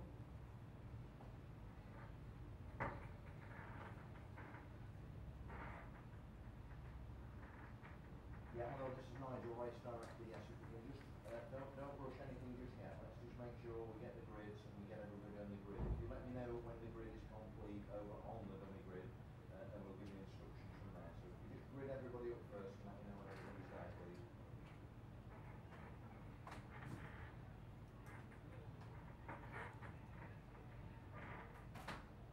No, that's okay. Then we're on hold for the moment.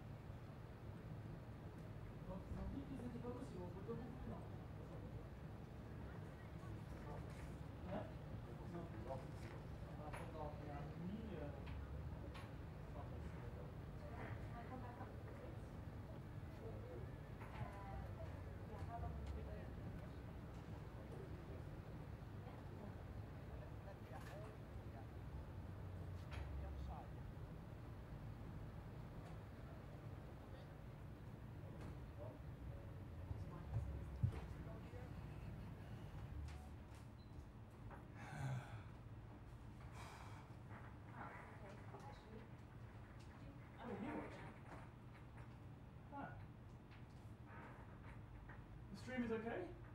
Yes, for me. Great. Why are you still singing? I don't know. Oh, yeah. It's a bit behind. Yeah.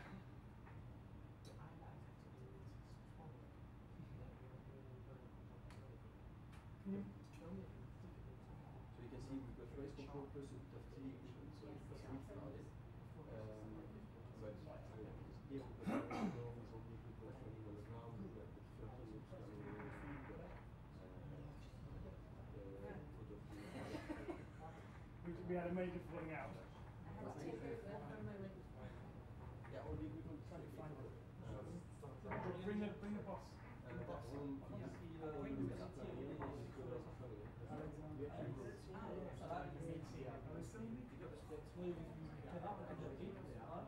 Ah, c'était bon, ça, le canard. La blanche, c'est ça? Non, non, non. Mais là. Yes, for you. How long until the It's supposed to be 10 minutes. I need a brief on protein. Tell me your thing.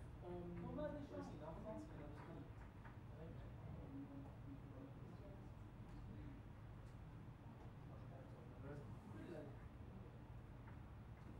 Ah, oui, ils sont.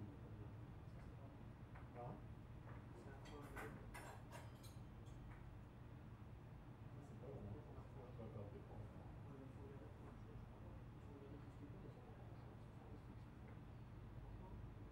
Ah, mais son, c'est quand même important sur un streaming. Hein? C'est dommage, juste pour une bonne colle, de pas réussir. C'est comme au chrono, hein. Si je joue pas temps, on se fait suivre. Yes. Okay. Yes, thank you. For me, Lionel? yes, it's wonderful. Thank Thank you you. very much. I'll take this one. Yes, because So lunch, yes, We take the lunch at the time, so sorry. we have time Yes. for the lunch.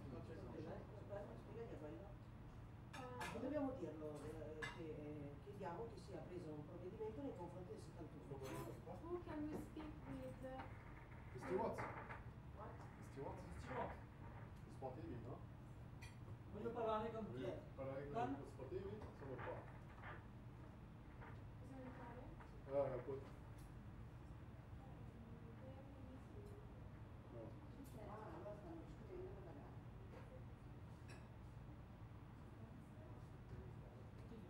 Ça aussi, je demande une petite salade aussi. Arrivé.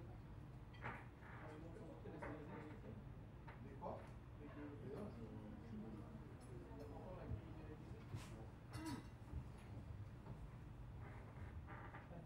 Thank you very much. Yes, Yes, possible. it's possible. Yes, of course. Yeah, the bread in the same time with the dessert after. It's okay. The dessert we will get you this. Okay, thank No you. problem. Thank you. Thank You're you. welcome. This one. You also want, or you only two? Just two. Okay. Why? No, I just thought I would take a this one. Dessert, yeah?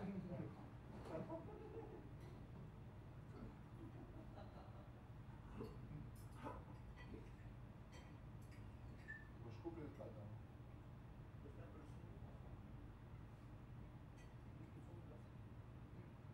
Ils ont dit maintenant, le mec, ils sont venus.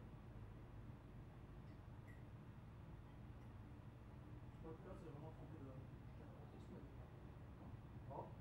Ils ont dit quoi? Si, on coupe. Ah, je te dis, c'est à 12-3 ans.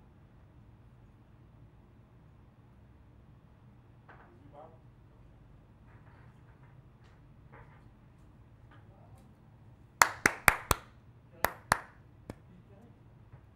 Quelque chose qu'on entend.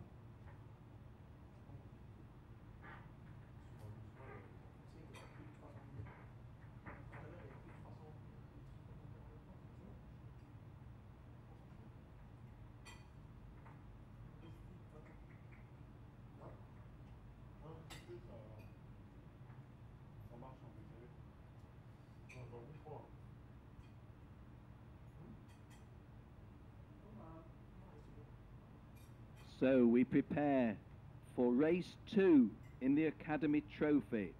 The final race in the Academy Trophy for 2012, the CIK FIA Academy Trophy 2012, will be the first championship determined in the Middle East ever. It will be the first championship determined under floodlights ever, closely followed, of course, by the under-18 CIK FIA Junior World Championship coming up next. Well, our drivers are not pushing their carts on the trolleys, or their mechanics are not. They're driving round to the start line and the assembly area before the final race of the year for the Academy Trophy. The assembly area will be the starting grid.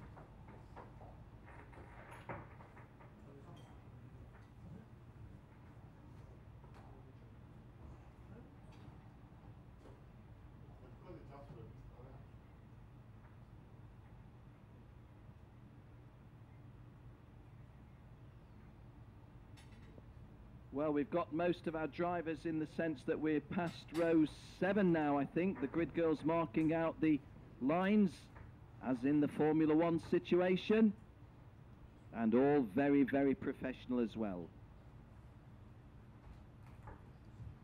So this race will be determined starting positions from the finishing positions in the earlier race, which means that on pole position, in cart number 132, from the United Arab Emirates, from the Emirate of Dubai, will be Tom Bale.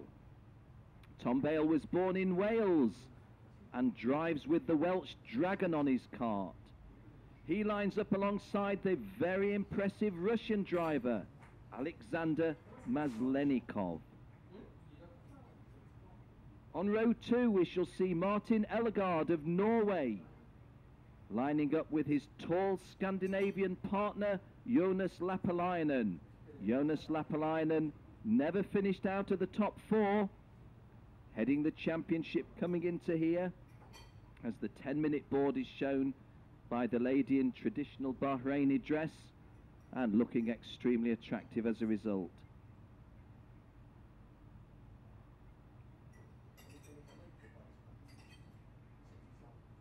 So the 10-minute board is out. Row 3 sees Martin van Leeuwen of Netherlands lining up with Benjamin Lessen of Belgium. Row 4, Owen Joulet of France and Giuliano Rauchi of Brazil. Alors, sur le 4e ligne, le Français Erwan Joulet. Erwan Joulet accoude Giuliano Rauchi, le Brazilian. Row 5, the lady from Sweden, Lena van Skedven, lining up with the driver in 2nd place coming into this championship from Spain, Javier Cobian. Row 6, the Frenchman who was on the podium in 2 of the Educart competitions. It's Paolo Bessoncenet.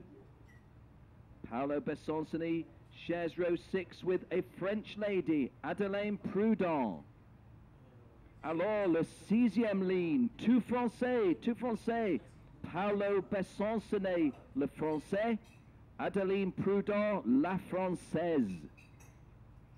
On row 7, Daniel Lundgaard of Denmark, and his fellow Scandinavian Otto Tjade of Sweden. He won one of the Educart trophies and was on the podium earlier this evening. From Turkey, on row 8, it's Berkay Besler. Berkay Besler lines up alongside the driver from Finland. Had to start all of the heats last, but has come through well. It's Alec Vekstrom on row 8. Row 9, from Croatia, Marian Lukas Grabenski. He lines up with German driver Christopher Dreyspring. And the top 20 is completed on row 10 by Tazio Torgiani of the United States of America. Tazio Torgiani comes from Connecticut. Same state as a very, very good young American driver, Santino Ferrucci. But this time it's still an Italian name, but it's Tazio Torgiani. He lines up with a Belgian driver, Amaury Bonduel. From Portugal, on row 11, is Bruno Oliveira. Joining him on row 11 is Adrian Rosiski. Row 12, Theodoros Zaharelis of Greece and Frank Merilart of Estonia.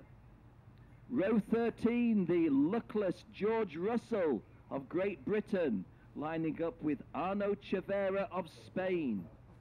And row 14, two other drivers having immense misfortune in the earlier race, Arjun Maini of India and the British champion Alex Gill having to start last. Ladies and gentlemen, this race is scheduled away at 20:30, just over 6 minutes time. It will be a 15-lap race. And hi to Hanan, who takes the 9th row board.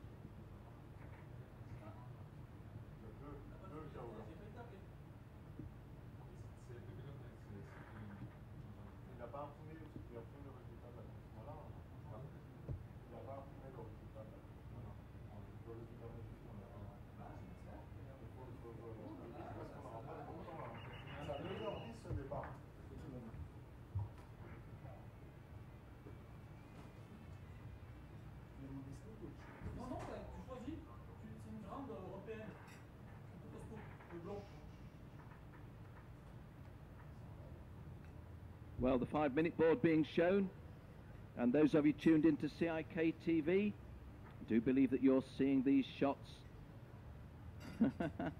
Well, a little bit of a surprise there. Tom Bale, the Welshman at birth, but the Emirati as a racer, lived in Dubai for a lengthy period, races on an Emirati license, lives and goes to school in Dubai.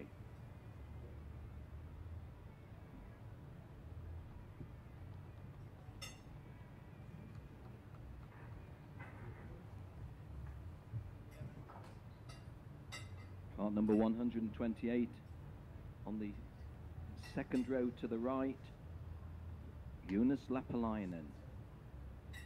He will have done his calculations and he will know that the right result in this race will be the right result. Kart number 118, Giuliano Rauchi, all the way from Brazil.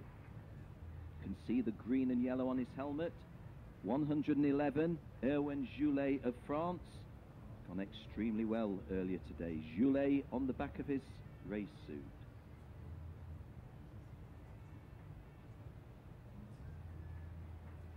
Kart number 109, Benjamin Lessen of Belgium. And again, those of you tuned into CIK TV, I think momentarily you saw a lovely shot of the lady in Bahraini traditional dress. She's showing the 3-minute board now. 3-minute board means leave the grid for all of the mechanics.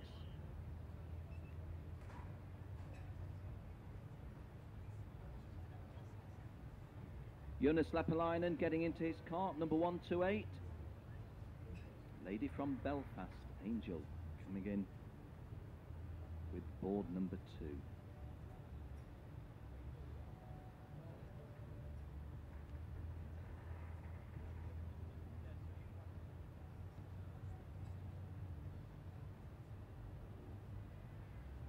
So this will be a 15-lap race.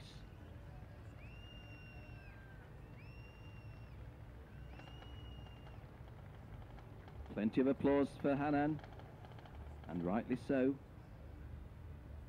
One of our very, very helpful workers here in the office, drafted in as a grid girl and fitting the bill really well.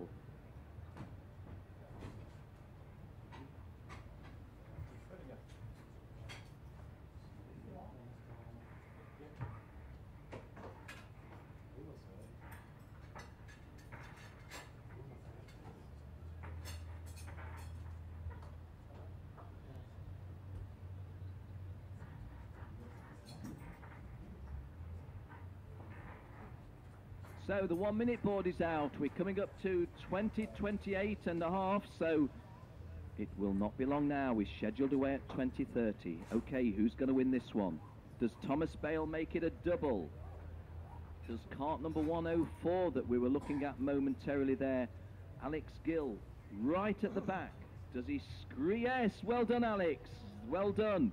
Think positive. He's the British champion, won the KF3 British Championship this year. Considerable misfortune in the previous race, but does he give up? No.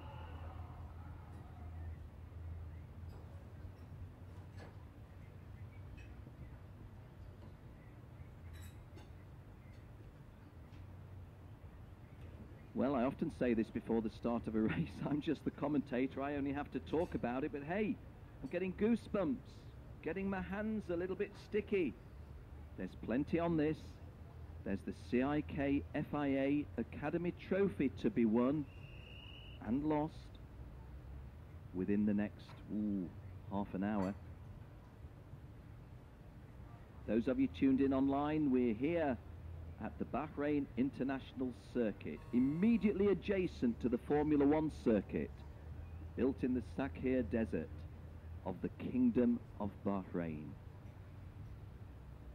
If I tell you it's a lovely, warm, balmy evening here, if you live in Bahrain, you would say, well, what else do you expect?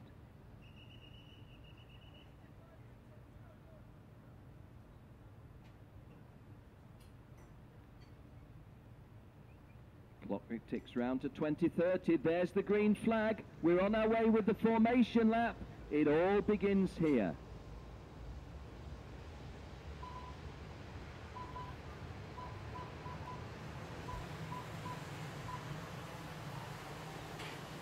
Now, just explain to you that everything your commentator tells you is unofficial, so I shall not have access to any technical reports or any judicial proceedings, so I shall not suggest to you at the end of this who is the champion, but we'll try to call you the race champion.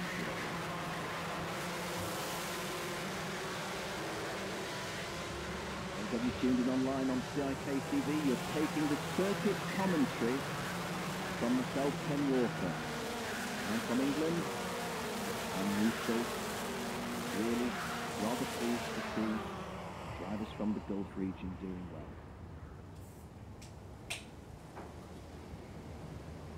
Thomas Bale is on pole position and is joined by the impressive Russian Alexander Maslenikov on the front row. Martin Elgaard and Jonas Lapalainen are a Scandinavian row 2. Martin van Leeuwen of Netherlands and Ben Lessen of Belgium are a Benelux row 3. Erwan Joulet of France and Giuliano Grauci of Brazil row 4. And the lady from Sweden, Lena van Shedben, of the accordion row 5. We're racing, and that's a really good start by Maslenikov. And is he going to muscle out? Oh, and he's gone off the circuit. Well, let me explain what happened. Because Alexander Maslenikov made a really, really fast start from the outside of the front row. But Thomas Bale on pole position was equally fast. And when it came to turn 1, Alexander Maslenikov had nowhere to go and actually left the circuit briefly. Behind him, I think possibly Martin Ellegaard was affected.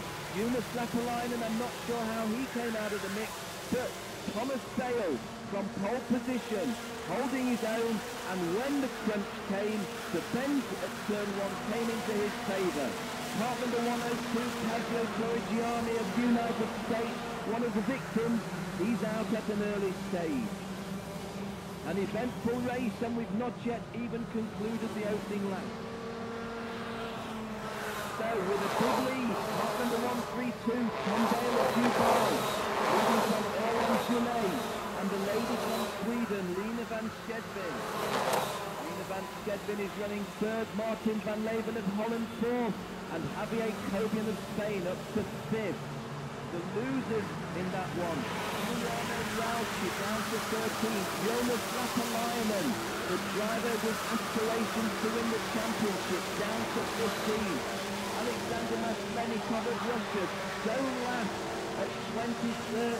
No, George Russell stone last. Well, for the second race in succession, George Russell has found in top going his race. A driver who's had a tremendously successful season domestically and internationally is not going to count Bahrain as his favourite circuit, not after what's happening today. This is the start of lap 3. With Tom Bale, he had a margin of 0.8 of a second, it's now 0.57 of a second. Is that at all significant? Erwan Goulet of France in second place. Lina van Skedvin of Sweden third, Martin van Leeuwen fourth, and those four pulling away quite strongly. But this race, Javier Cobian is some way behind. Hope that those of you on CIK TV get the real sensation of the colourful atmosphere we have here under the bright lights of the Bahrain International Circuit Park Raceway. As I said previously, immediately adjacent to the Formula 1 track. Again, the drivers turn between turns 1 and turn 2, and at turn 3, they're the closest drive, that's the closest point to the F1 circuit. This is the start of lap 7, and Tom Bale is now 0.4 of the second floor of Erwan Goulet. The lady from Sweden, Lina van Skedvin, was passed on that lap by Martin van Leeuwen of Netherlands. Probably passed in one of the darker sections of the circuit because they do acknowledge that they do have to move. Javier Cobian struggling a little bit because he's got a central system. And that's really got out of the race. Frank Merrilock is out. Sergio Perezano is out. Alexander Maslenikov is out. George Russell is running a long way into the race. That's down is more having to start on the back row, up to 16th. That's not a bad ride by him. Jonas Lapalainen has driven down into the top 10, but only the lower reaches of the top 10. But Tom Bale and the are hanging on because at every point it looks as if Erwan Goulet of France is getting closer, and every time the carts come round, the live timing shows us that Erwan Goulet is getting closer. Erwan Goulet is coming. And that's the same series of correct what we saw then, but the last of Goulet, Erwan Goulet. Well, never mind what he's saying is getting a lot closer. This is just a really good race in the making. It's over 15 laps and we're heading up to the 1/3 race distance. Tom Bale of the United Arab Emirates was very impressive in the non-qualifying practice, but it went wrong for him in qualifying practice and he had to work hard in the heat.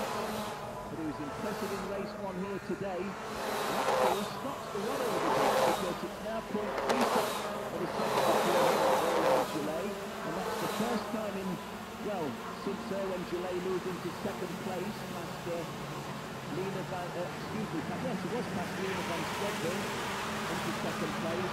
The first time that he's not made it round on the driver from Dubai. The driver from Dubai via Wales, born in the municipality of Wales, here in the Kingdom of Bahrain. He lives in the Emirates. The Emirates of Dubai. Martin van Leeuwen remaining third, Lina van Skedvin fourth, Adelaide Prudon of France, another lady who's gone well. She's up to 7. So 2 girls in the top 7. Jonas Lapalainen up into 9th place now. Tom Bale so Erwan Goulet got a little bit closer that time. Well, This is lap 7, and it's a 15-lap race. In one more lap's time, it is a half-race distance. On the basis on which Erlen Goulet has down the race leader Tondale, you would say that the Frenchman has got the odds in his favour, but we don't know how the car's set up. It may be that Tondale is making strong. Look at those guns, what are going to come now? Yeah, because soon as I said that, a little bit of an error by Tondale. And using the full width of the third finishing wall, Erlen Goulet. Now I mention that for this reason. Race director Nigel Edwards has made it clear that the track limits must be respected. This is a very safe track. You can go outside of the limits and still be safe. But if you go outside of the limits to gain a slim stop and a bit more speed, that will be penalised. I think that was inadvertent by Erlen Goulet rather than a, shall we say, a design move. I think really gained him a lot. But I'm saying that it's not good because Erlen Goulet looks to the demonstration of Tondale, and that's where you would imagine the next pass would come. No passing moves at all on lap 7 in the top 10. So into the second half of the race now. Heading round towards the end of lap 8 of a 15-lap race into the second half, and the Tondale and the rest of the decline. It was 0.310 of a second on the previous lap, 0.318 now. So we went over 8.15 of a second, but at least he was away. We got reading in the lad from Dubai. Erlen Goulet have been very, very impressive, no question about it. The French have had some very good drivers in the Academy Trophy in the 3 years we've won it, and the WAC Championship. Antoine Hubert and Hubert Petit come immediately to mind. Really fortunate a lot of Erlen Goulet, but he's driven really, really well in this event. I risked and set my eyes up the target. That behind those top 2, Martin Van Rosen, Netherlands is third, Luna Van Steppen and Sweden third, Benjamin Alexander Belgium 6th, Adeline Proudhon of France is up to 6th, Amaury Bandra of Belgium is 7th, Jonas Lapalainen of Finland is 8th. Let's wait until they come down to make sure I'm telling you correctly. Yes, I am. In fact, no, Jonas Lapalainen has just gone past Amaury Bandra.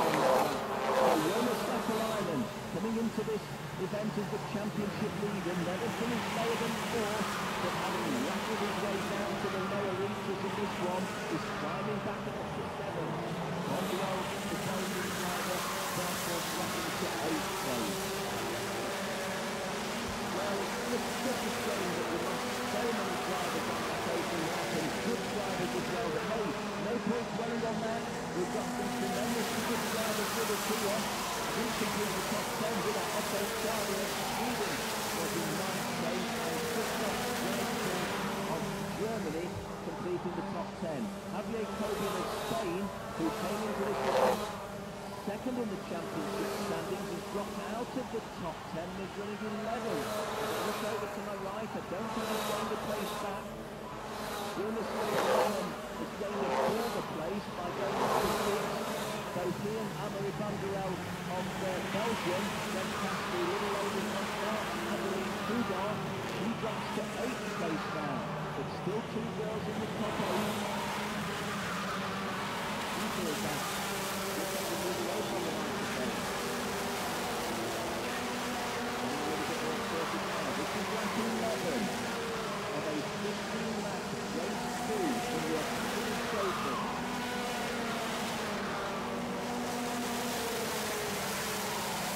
Tondale continues to hold an advantage over Erlen Goulet. He's going to see that there are just 4 laps remaining. Now, I did say in commentary 5 or 6 laps ago, on this basis you'd have to put your name on Erlen Goulet reeling in the driver from Dubai. Still not seen Tondale race previously, and before today I've not spoken with him. I would have liked to have asked him. He lives only, 40 minutes flight time away from Bahrain. I wonder if he's raced this circuit before and how many times. Instead of Erlen Goulet of France, will not have been here too frequently. The third place drivers, Martin Van Rosen of Netherlands and Luna Van margin of Sweden in fourth place remaining to two.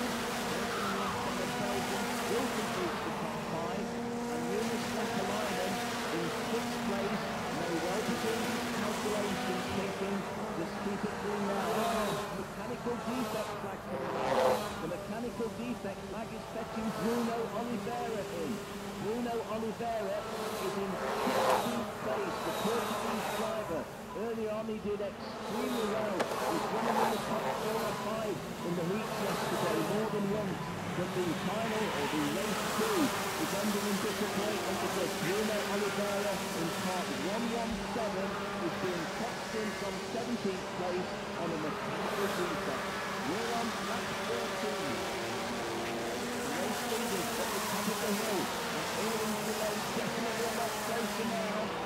Quarter of a second at the end of the previous lap. But that looks to me a little bit closer. Let's stay with this one getting through.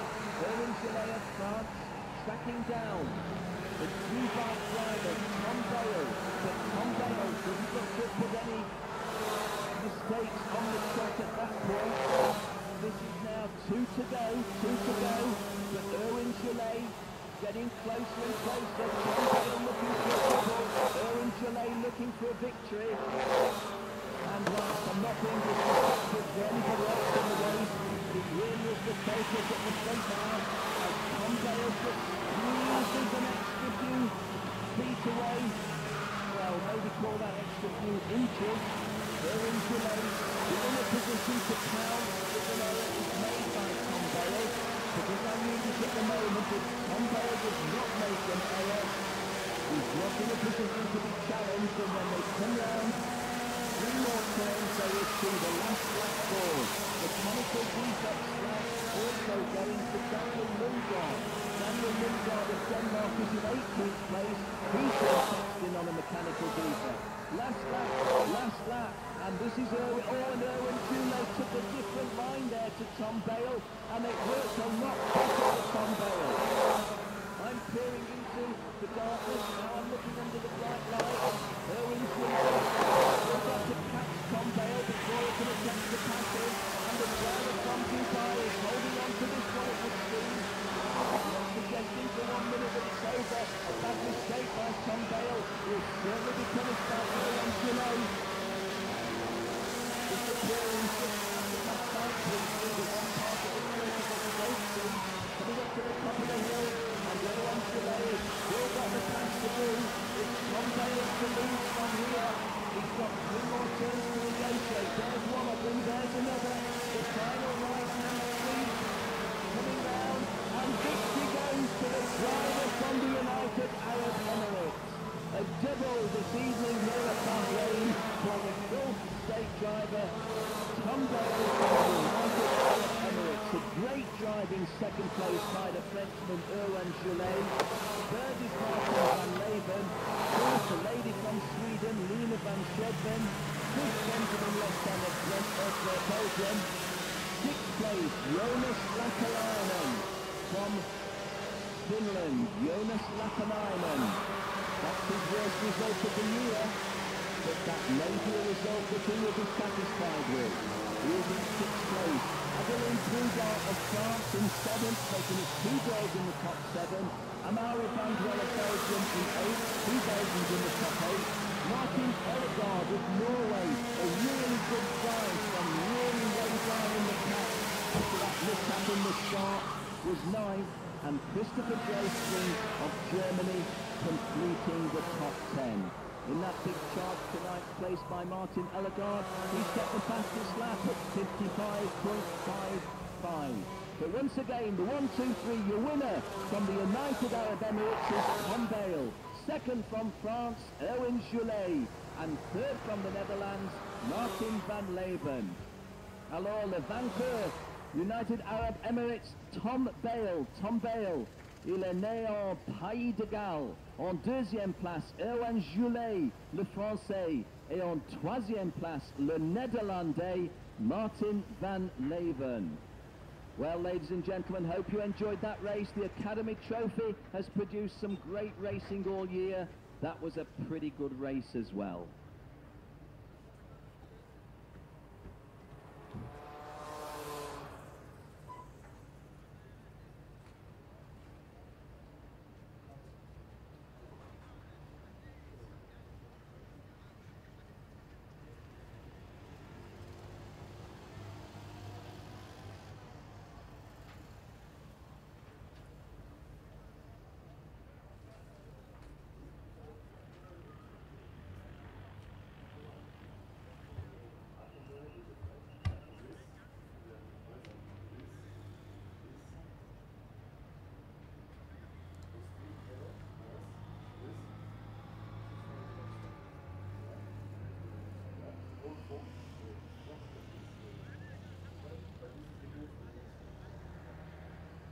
push all four together.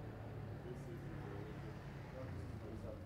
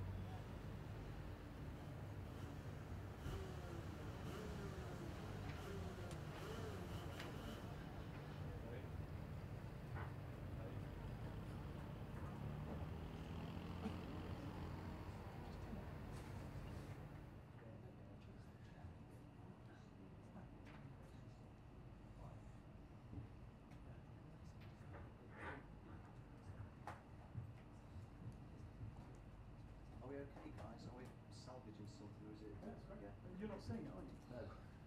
Okay. Well, I've got more pictures now than I did. Oh no, hang on, it's working. Well, if that's the total screen, I'll try and work the screen. That's what we're That's what showing. we're broadcasting now. Yeah. If I've got the total picture, I'll commentate to screen for those one. Yeah.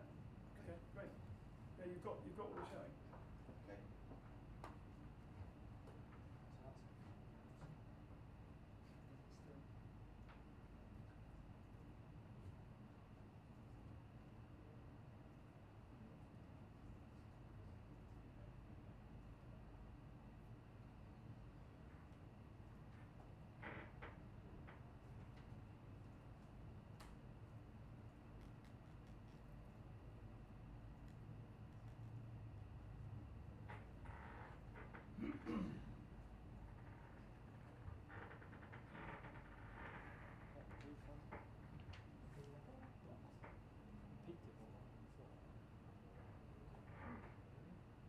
Look, we've turned off the sound.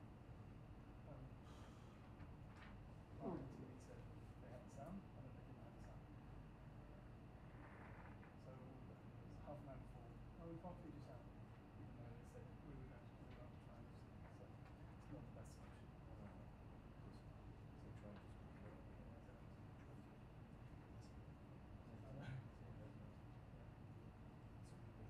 Come to the truck for the fun. Yeah, come watch in the truck and bring anyone you can. We have 20 minutes. But yeah.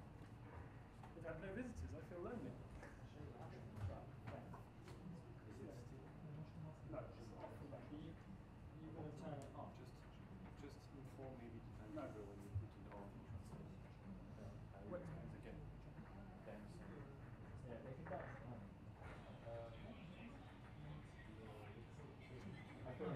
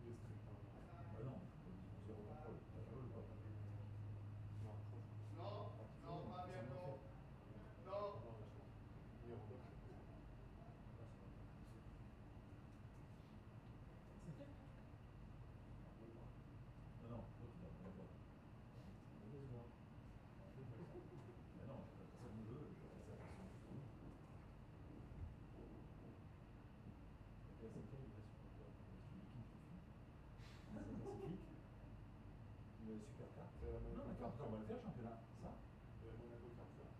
ça, on va regarder un championnat du monde. On est obligé de respecter la règle. Et la Monaco Le Kart FIA. Cup.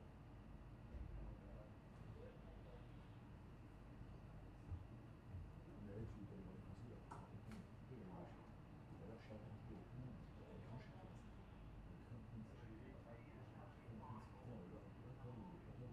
Ah ouais?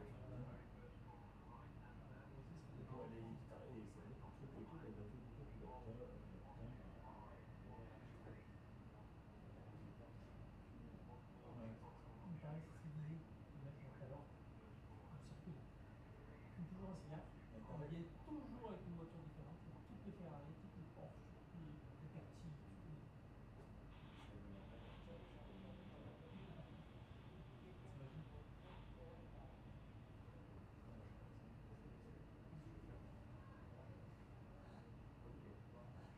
The race of the academy. Kart number 140 was on grid 2, went off the circuit at the first corner, and would leave 125, 128 or 141, please. Regarde.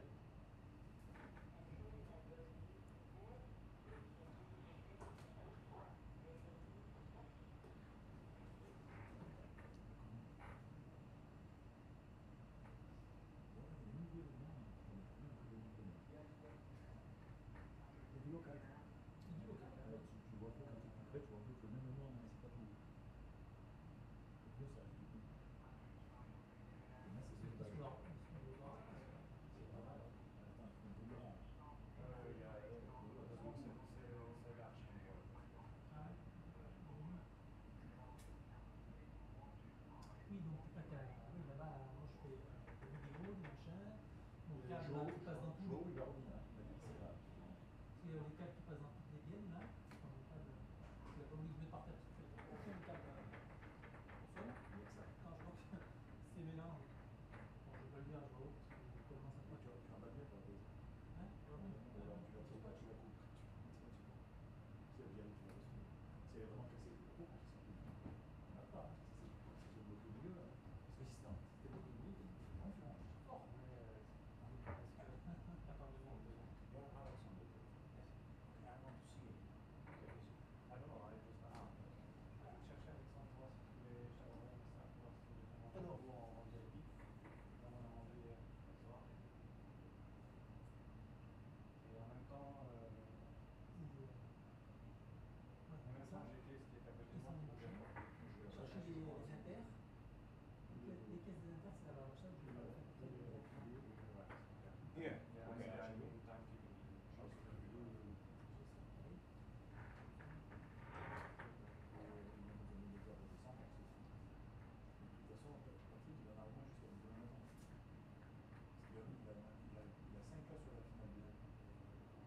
C'est le V8 quand même.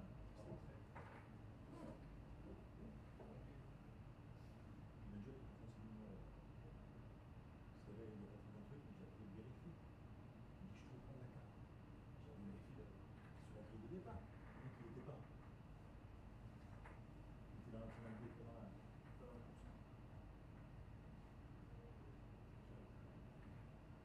Hein? Ah non, non. La quatrième. L'aspirine. Ouais, ouais. Je bloque le regard dessus. Regarde, à mon avis, elle m'a bien. Local. Non, mais Avec un tout léger, tout transparent. Hein. dehors. C'est ce matin même qui est venu là-bas. Qu'est-ce qu'on a maintenant? On n'a pas la grille. Moi, j'ai pas eu.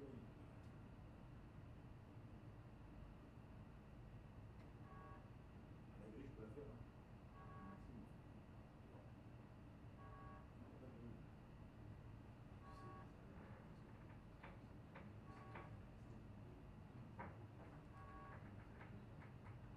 Qui avec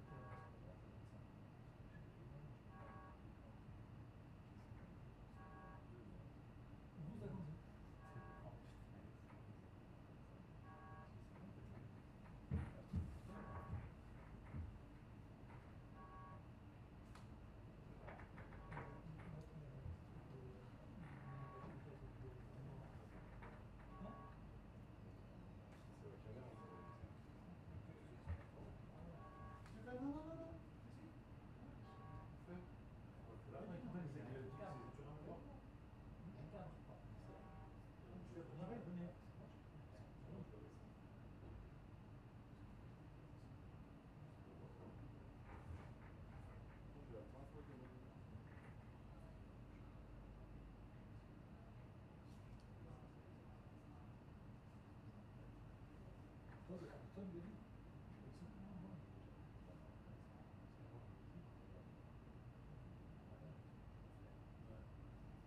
C'est quoi un truc?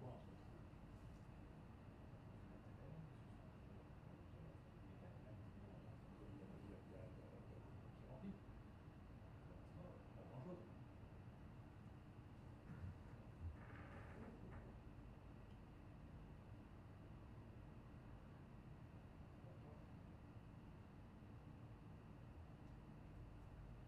T'as la gagne? Non, je l'ai pas eu. On peut faire avec la... Non, non.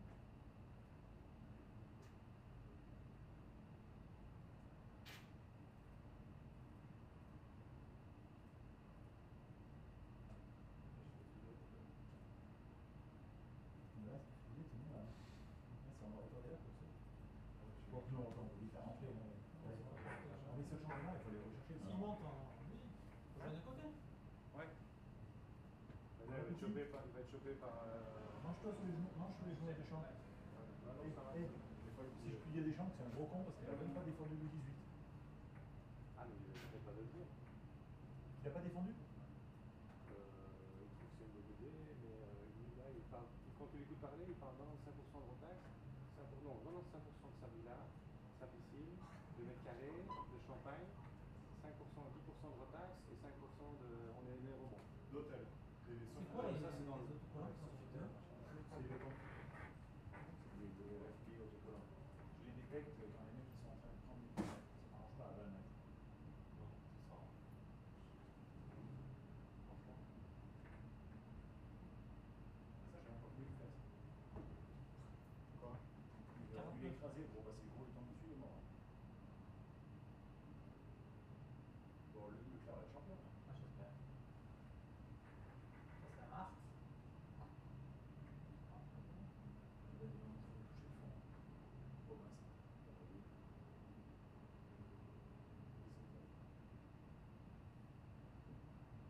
Oui, mais ça, je suis On parle au micro. On parle au micro.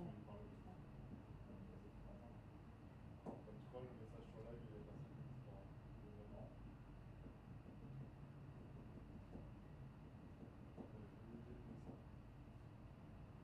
Il a Blast.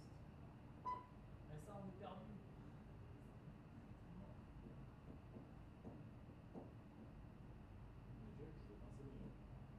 il est vraiment pas bon, hein. Vous avez jamais sur le Vous êtes jamais là, là. On vous le dit à chaque fois. Hein? Il fait des courses pour Il a fait Japon, Viking, ici. Et je peux te dire qu'à chaque fois c'était un bordel terrible. Hier, ça m'a joué. Ouais, sans problème. Michel, il a plein de boulot. Mais ça change de truc. Moi, je sais que je ne pouvais pas résister. Non. Il a pris un petit coup de 4. Tu vois, tu peux nous arranger un truc. Ah, tu veux le championnat? C'est Et le Thomas, clair.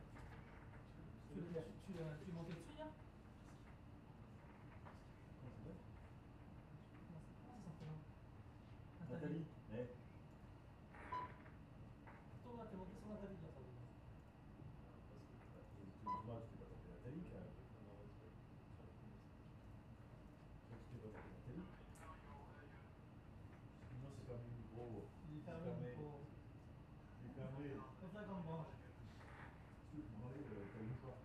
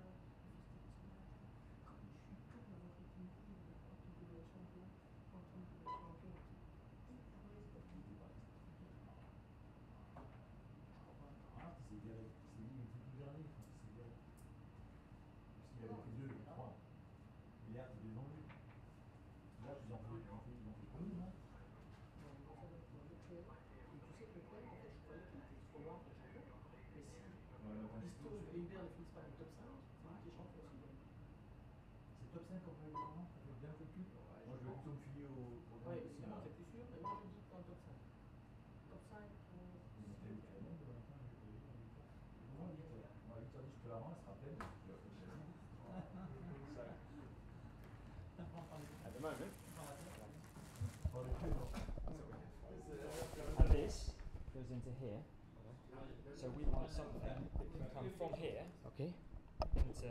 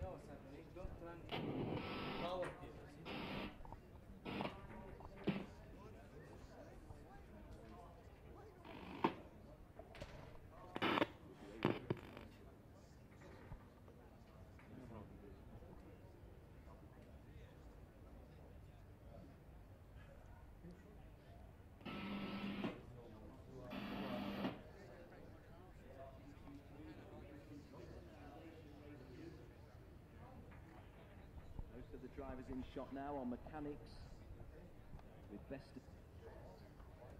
And there, that very, very cute electrical display, the palm trees in electrics in effect. The vivid lime green showing the boundaries of the track. Mr. Nigel Edwards with his back to us there, from Great Britain. 3 minutes to go, 3 to go, which also means clear the grid. In fact, I think the grid was cleared a little bit moments ago by the mechanic. That is the Formula One. Looking at, it's the main grandstand on the street, and we went in there a little bit earlier today. They had a family event on.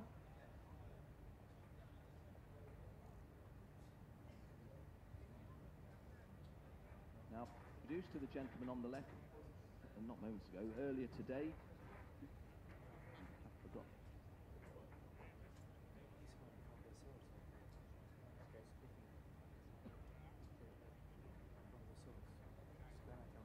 Henry Easthope's bell helmet very clear there in shot. And I have said in commentary previously this evening, and I've said it more than once before, I'm neutral. I'm not racing down there. I'm just going to talk about this race. I can feel the tension, feel the nerves. Ricky Collard in shot now. Ricky Collard not had the best of fortune this event, but an opportunity to make a mark in the final race of the year. Just in front of him, kart number 22, Hubert Petit. Also got work to do, starting on row 8, as he is.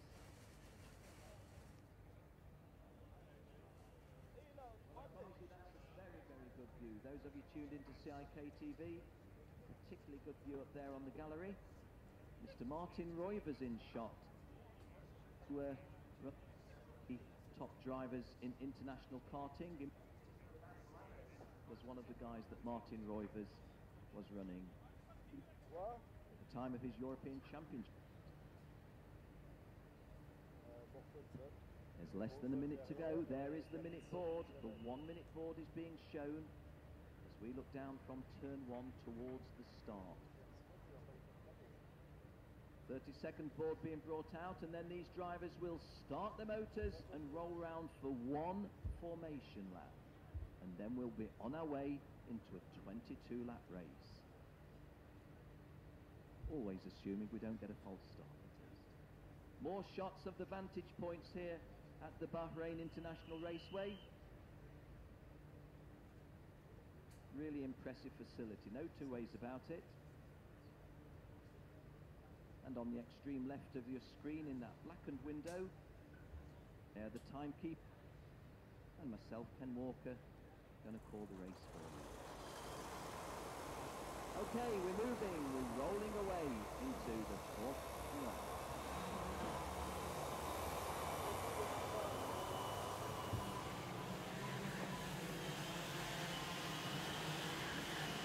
A disaster for car 22. Hubert Petit did not got started in that Sodi car. Well, Hubert Petit has been going well in this event and scheduled to start on row 8 on the inside. But not getting away anyway. Hello. This guy got away, and I'm not sure he has outside of the race after the CIK technical race of this guy. I don't think he had outside of this, but he's not really any kind of pace other than walking pace. He's not going to make the start of this one. If we have the start when the drivers get round, it's down to the race to optimise levels to showing that this one is going to be and coming round again, but it doesn't look as if Hubert Petit is getting any kind of pace into the machine. Well, let's wait and see what happens. Our poleman is Charles Leclerc of Monaco. Joining him on the front row, the Dane Martin Mortensen. And there is Hubert Petit, looking rather forlorn in that Sodi car. Top of the hill.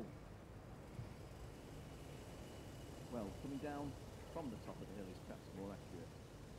A sharp 90-degree turn leftwards. 2 more left turns bring us back on the start-finish line. Are we going for a start?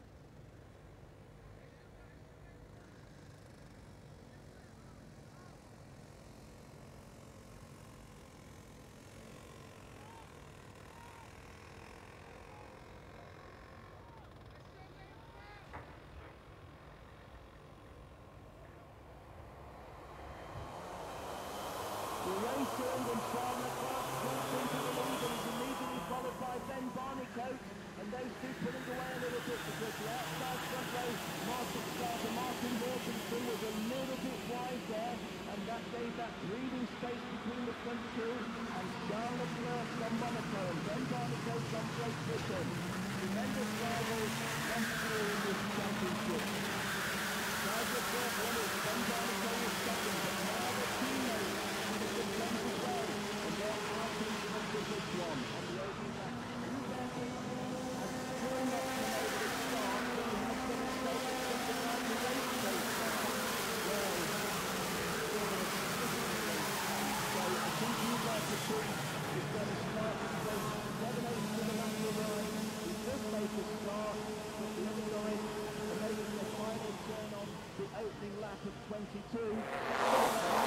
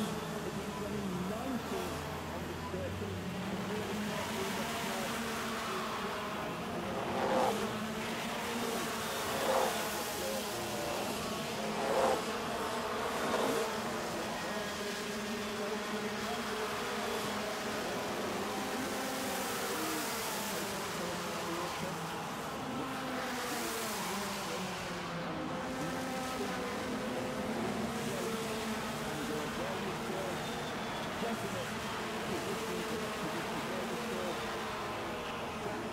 on the track. Well, as it is Leclerc second, one closer, but the gap widens because Charles Leclerc and John Barney each other all race. There's half a second between them now.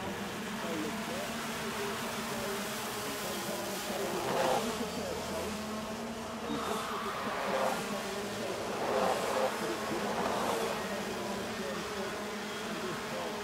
line, also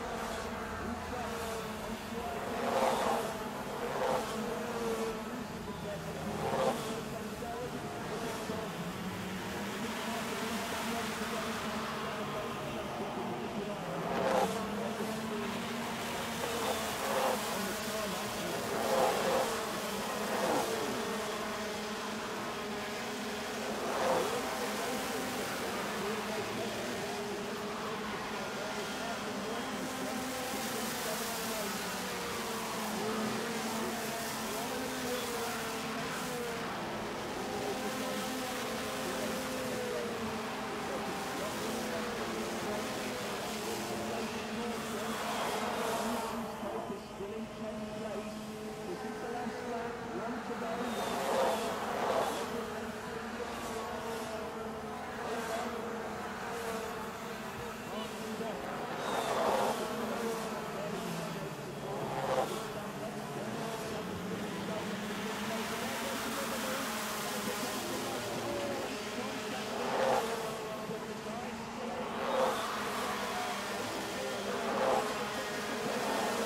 it's been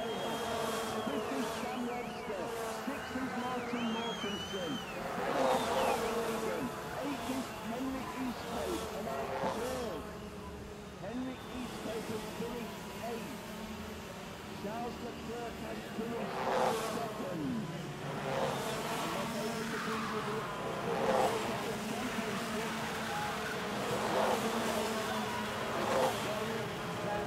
Very close. When Charles Leclerc was second and Henrik Easthope was 10th, there was 1 point in favour of Charles Leclerc in the championship. Henrik Easthope goes a couple more places to go into 8th. And Henrik Easthope 8th place, serving just a few more points in 10th position. Charles Leclerc